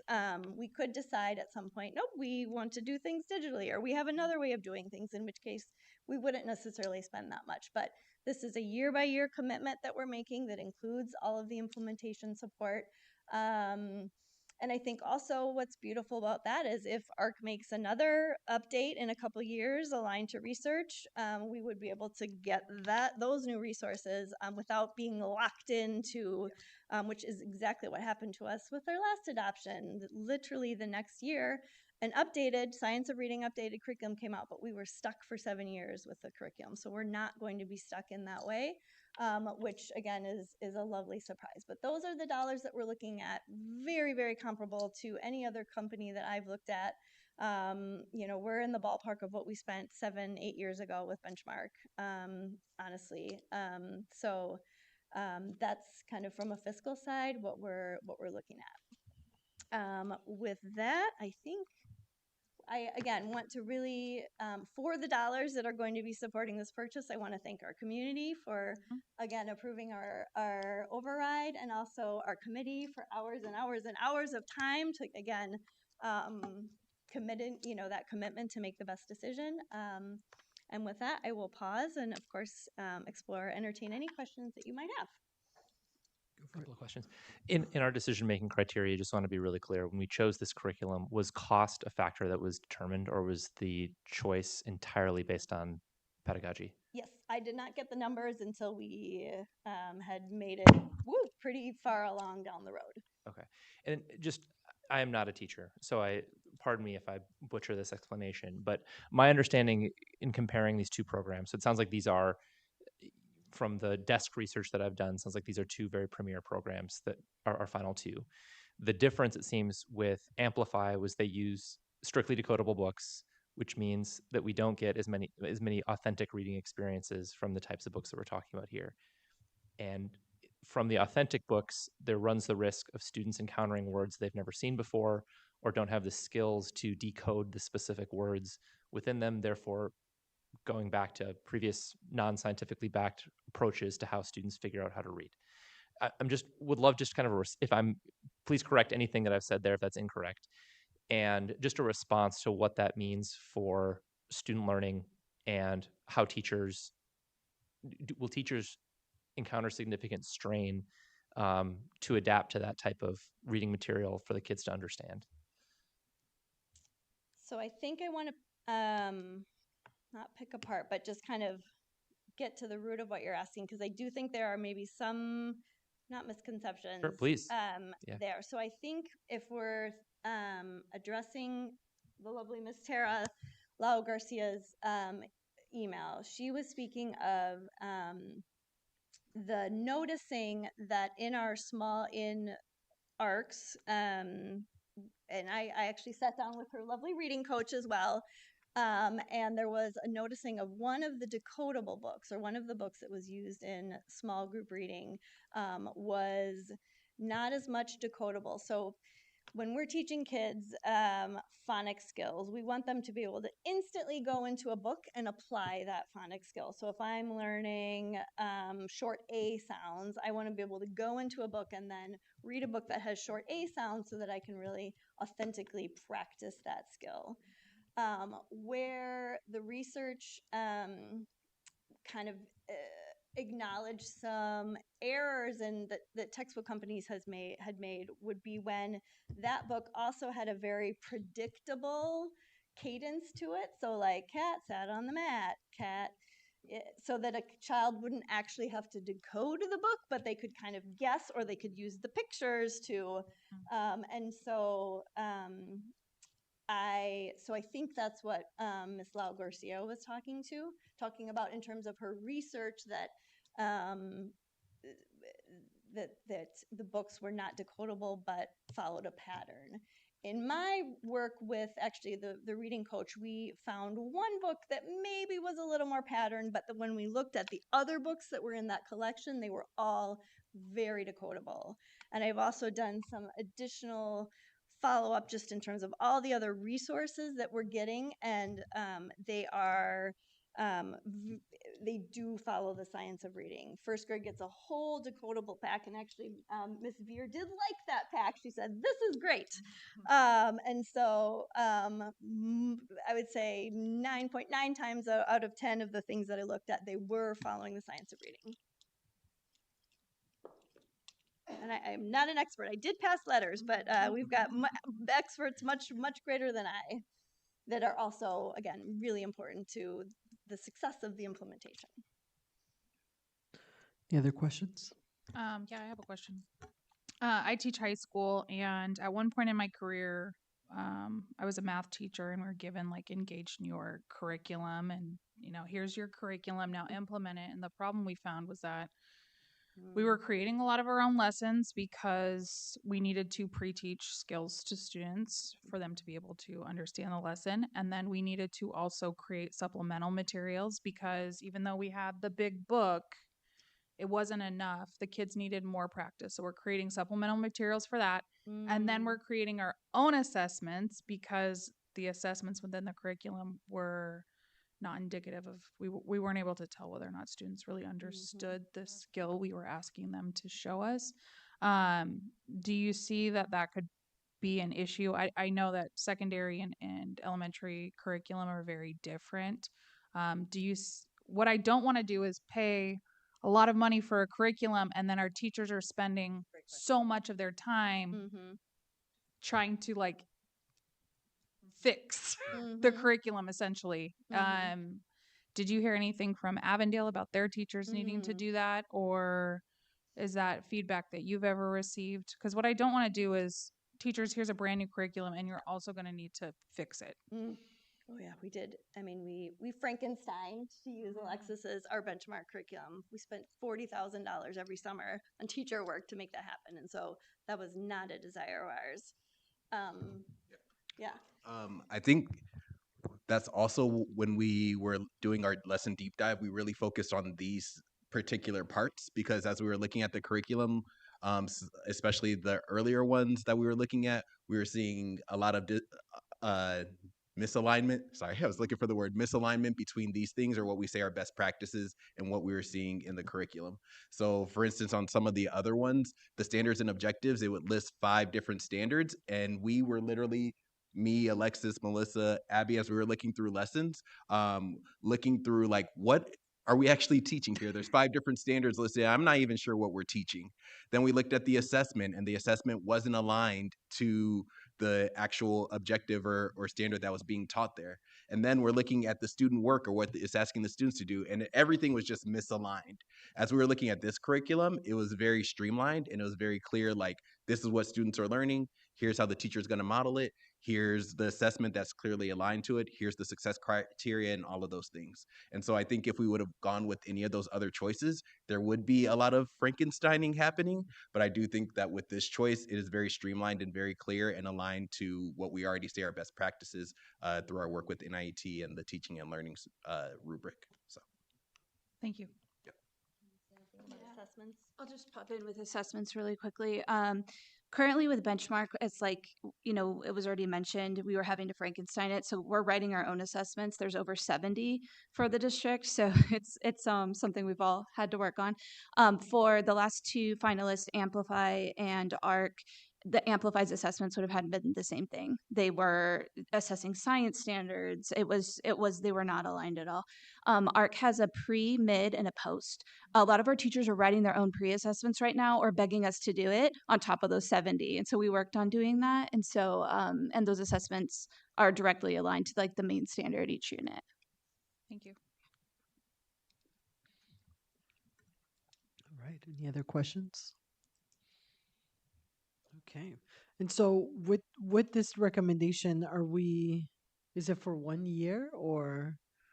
Oh, that's a good question. Because I saw the 3 and the options and I wasn't sure which one. I think we could just say adopting our curriculum. There's no contract, so Okay. for more than 1 year. Generally, a contract is like 1 year with option to renew after that. Oh, that's helpful. Yeah. All right. And Abby, if I could just, and I'm sure you would anyway. I mean, I'm very impressed. 9 meetings, 30 people at each meeting. Yes. I don't know how you get a split 50-50 vote at one point with 30 people in a meeting. Fascinating.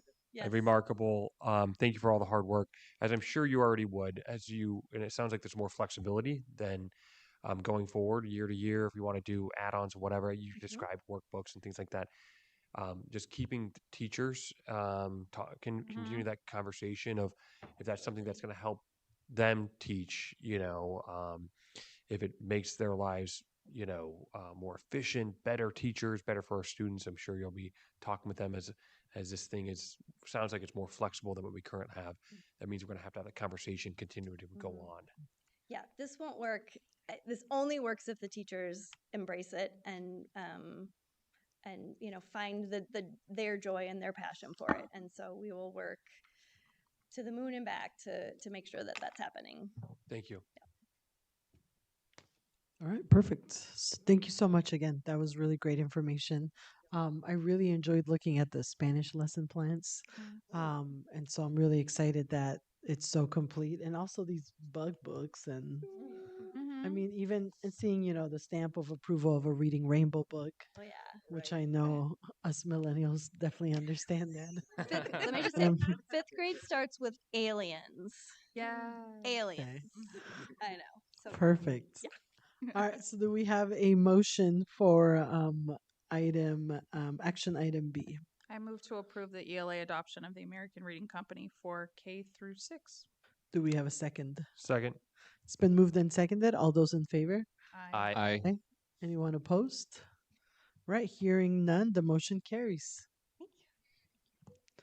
All right, and on to our last action item, which is to consider, discuss, amend, if desired, and if deemed advisable, to adopt a resolution ordering and calling a special budget override election to be held in and for the district, and declaring the deadline for submitting arguments for and against the election to the Maricopa County School Superintendent as August 7, 2026 at 5 p.m. What an exhaustively long agenda item title, right?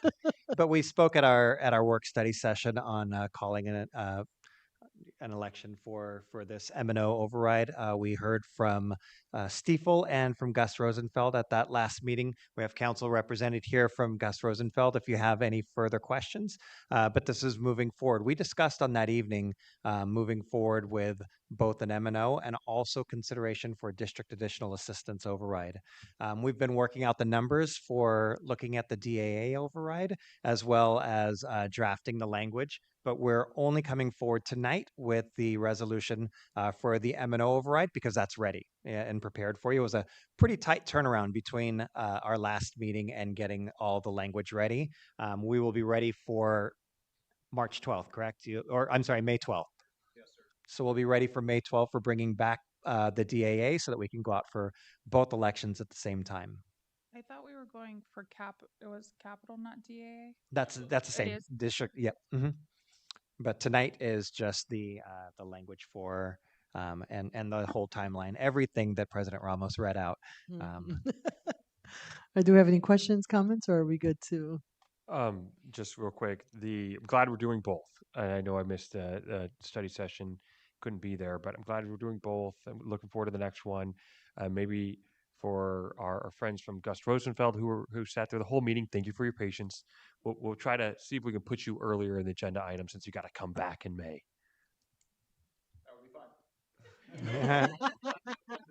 I thought you were going to ask him something just so that, like. Nope, got no questions. All right, do we have a motion? So moved. Do we have a second? Second. It's been moved and seconded. All those in favor? Aye. Opposed? Hearing none, the motion carries. All right, and with that, any future agenda items? Board Member Blink. I think we've got a pretty packed agenda ahead of us, so Yes, you do. nothing beyond that at this time.